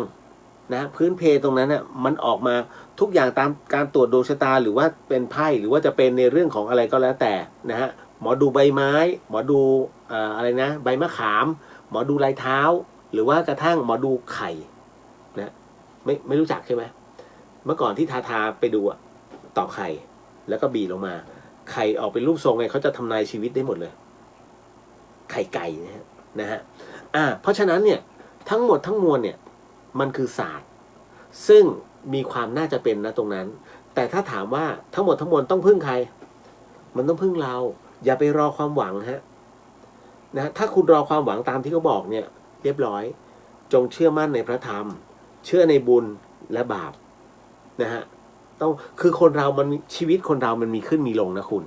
ถ้าคุณตอนนี้ชีวิตคุณลงอยู่และถ้ามันมีโอกาสที่ได้ขึ้นคุณรับรู้ถึงสภาพของตอนที่คุณลงแล้วคุณจะรู้การวางแผนทันทีว่าต่อไปเราจะควรเดินแบบไหนอย่าพลาดเรื่องนี้เพราะฉะนั้นเราเคยพลาดเรื่องนี้เราก็จะไม่ไปตรงนั้นมันเป็นประสบการณ์ทุกคนต้องพลาดทั้งชีวิตผมก็เคยพลาดมาแล้วพลาดจนหมดตัวจริงๆนะฮะมันก็เลยทำให้เรารับรู้ว่าการวางแผนเนี่ยสำคัญที่สุดและต้องวางแผนแบบไหนนะฮะแต่ไม่ให้วางแผนแบบนักการเมืองไม่เอาอันนั้นเขาเรียกโกงกินแบบคือเขาก็รู้เนี่ยนะว่าคนเขาก็รู้ว่าโกงกินแต่ก็ยังทำนะฮะทั้งที่เฮ้ยพอเธอนะฮะชาวบ้านจะตายแล้วใครก็โต้ตอบไม่ได้เพราะใช้กฎหมายมาเป็นตัวเขาเรียกเอากฎหมายมาเป็นตัวต่อรองตัวบังคับเอาง่ายๆสมมุตินะอะไรนะล่าสุดเหมือนกับมีการยิงกันใช่ไหมผมก็ไม่ดูผมไม่ค่อยได้ดูข่าวพวกนี้มากเพราะว่ามันเป็นข่าวด้านลบไง นะฮะแล้วมีการยิงเกิดขึ้นใช่ไหมฮะ แล้วก็คนก็โพสต์ในเรื่องของสน.แห่งหนึ่งว่าตำรวจยิงตำรวจเขาบอกเขาจะแจ้งความว่าลงโพสต์ไปในเรื่องของคอมพิวเตอร์นะฮะในส่วนของอะไรล่ะข้อความอันเป็นเท็จในคอมพิวเตอร์ผมก็งงเดี๋ยวตำรวจเหตุการณ์นั้นมันเกิดหน้าสน.นะฮะของท่านไม่ใช่เหรอและถ้าเขาไม่เอ่ยชื่อสน.มันยิงตรงนี้เกิดขึ้นที่แม่น้ำเจ้าพระยาไอ้อย่างเงี้ยเขาเรียกโกหกไอ้เนี่ยเขาพูดถึงเขาเจาะจงสถานที่จริงๆแล้วมันเกิดขึ้นจริงๆจะบอกว่าทำให้เสื่อมเสียชื่อเสียงเดี๋ยวต้องบอกก่อนว่าผมก็ไม่รู้นะแต่ถ้าเขาไม่ได้สรุปข้อความนั้นว่าเหตุมันเกิดตรงนี้นะคือเหตุมันเกิดตรงนี้ใช่แต่คนในเนี้ยตำรวจเนี่ยเป็นผู้ก่อเหตุหรือเปล่าถ้าไม่ได้บอกไม่ผิดนะฮะเป็นการบอกกล่าวเป็นข่าวเพราะฉะนั้นคุณจะโพสต์อะไรไม่ได้อีกเลยบนโลกใบนี้นะฮะโอ้ยพระจันทร์สวยเหลือเกินสวยเท่าหน้าเธออ้าวมึงโดนแล้วฮะข้อหาโพสต์ข้อความอันเป็นเท็จเขาเปรียบเปรยหน้าผู้หญิงคนหนึ่งงดงามดั่งพระจันทร์ไม่ใช่เป็นเท็จไหมเป็นเท็จแต่มันคือคำเปรียบเปรยอันสวยงามทำไมอย่างนี้ไม่จับเลยฮะเพราะฉะนั้นผมถึงบอกโพสต์อะไรไม่ได้เลยเพราะฉะนั้นคือถ้าเอากฎหมายมาเป็นเครื่องมือในเรื่องของการต่อรองชีวิตคนอ้างอะไรได้หมดบนโลกใบนี้ฮะแค่อ้างคำว่าความปลอดภัยก็จบแล้วถูกไหมนี่แหละครับนี่คือสิ่งที่มันจะเกิดขึ้นแล้วตัวกรรมตัวนี้มันจะไปกัดกินกับคนพวกนี้ผมเชื่อมั่นว่าเขานอนหลับไม่เต็มอิ่มฮะผวาเฮ้ยกูจะโดนเลยวะเฮ้ยกูจะโดนเลยวะเห็นไหมนี่ตัวกรรมแล้วพลังชีวิตเขาจะหายไปทีนี้คนทุจริตพลังชีวิตจะลดลงนะฮะทราบใช่ไหมนะเพราะอะไรเพราะว่าพลังลบไงพลังกระบวนการคิดว่าเขาจะจับได้ไหมนะฮะเขาจะเจอหลักฐานไหมหรือเขาจะไอ้นู่นไหมไอ้นี่คือเหมือนกับจับผิดได้ว่าเราเป็นผู้โกงและเป็นผู้โกงเงินไม่ให้บาทของว่าเป็นล้านอย่างเงี้ยเห็นไหมมันจะบั่นทอนลงสุขภาพจิตจะย่ำแย่นะฮะและชีวิตจะเสื่อมลงรอดูต่อไปฮะหมดเวลาในค่ำคืนนี้เดี๋ยวนะมีผู้ถามพี่ขวัญตาบอกว่าคุณเลียวคะวันก่อนนะฮะคุยกับเพื่อนฝรั่งเรื่องศาสนาและธรรมะเราก็พยายามจะอธิบายนะฮะอะไรต่อมิอะไรอะไรสุขอะไรทุกข์อะไรนิพพานเขาถามมาว่าถ้าทุกคนไปนิพพานหมดแล้วโลกจะมีประโยชน์อย่างไรต่อเลยไปไม่ถูกเลยค่ะคุณเลียวคิดว่าไงฮะถ้านิพพานหมดเป็นเรื่องที่ดีนะฮะโลกจะไปไงต่อโลกก็จะเป็นในเรื่องของธรรมชาติโดยสมบูรณ์ธรรมชาติก็ยังคงมีของเขาอยู่นะฮะแต่ถามว่ามันจะเป็นจริงแบบนั้นได้หรือเปล่ายากมากเพราะคนไม่เข้าใจในเรื่องของคำว่านิพพานฝรั่งไม่ทัชไม่สามารถจับนิพพานได้เลย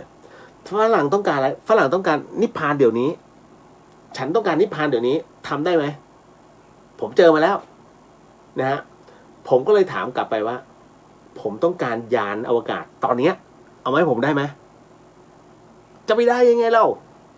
ก็ในเมื่อเราอยู่นี่เอาเหมือนกันไงมึงยังไม่ปฏิบัติเลยนะฮะแล้วจะเอาคำว่านิพพานมาตรงไหนลองก่อนไหมถ้าคุณลองปฏิบัติในเรื่องของสมาธินะฮะลองเอาศีล 5มาเป็นตัวครอบก่อนเอาแค่นี้ก่อนเอาศีลมาเป็นตัวครอบก่อนถ้าทำได้คุณจะรู้คำตอบของนิพพาน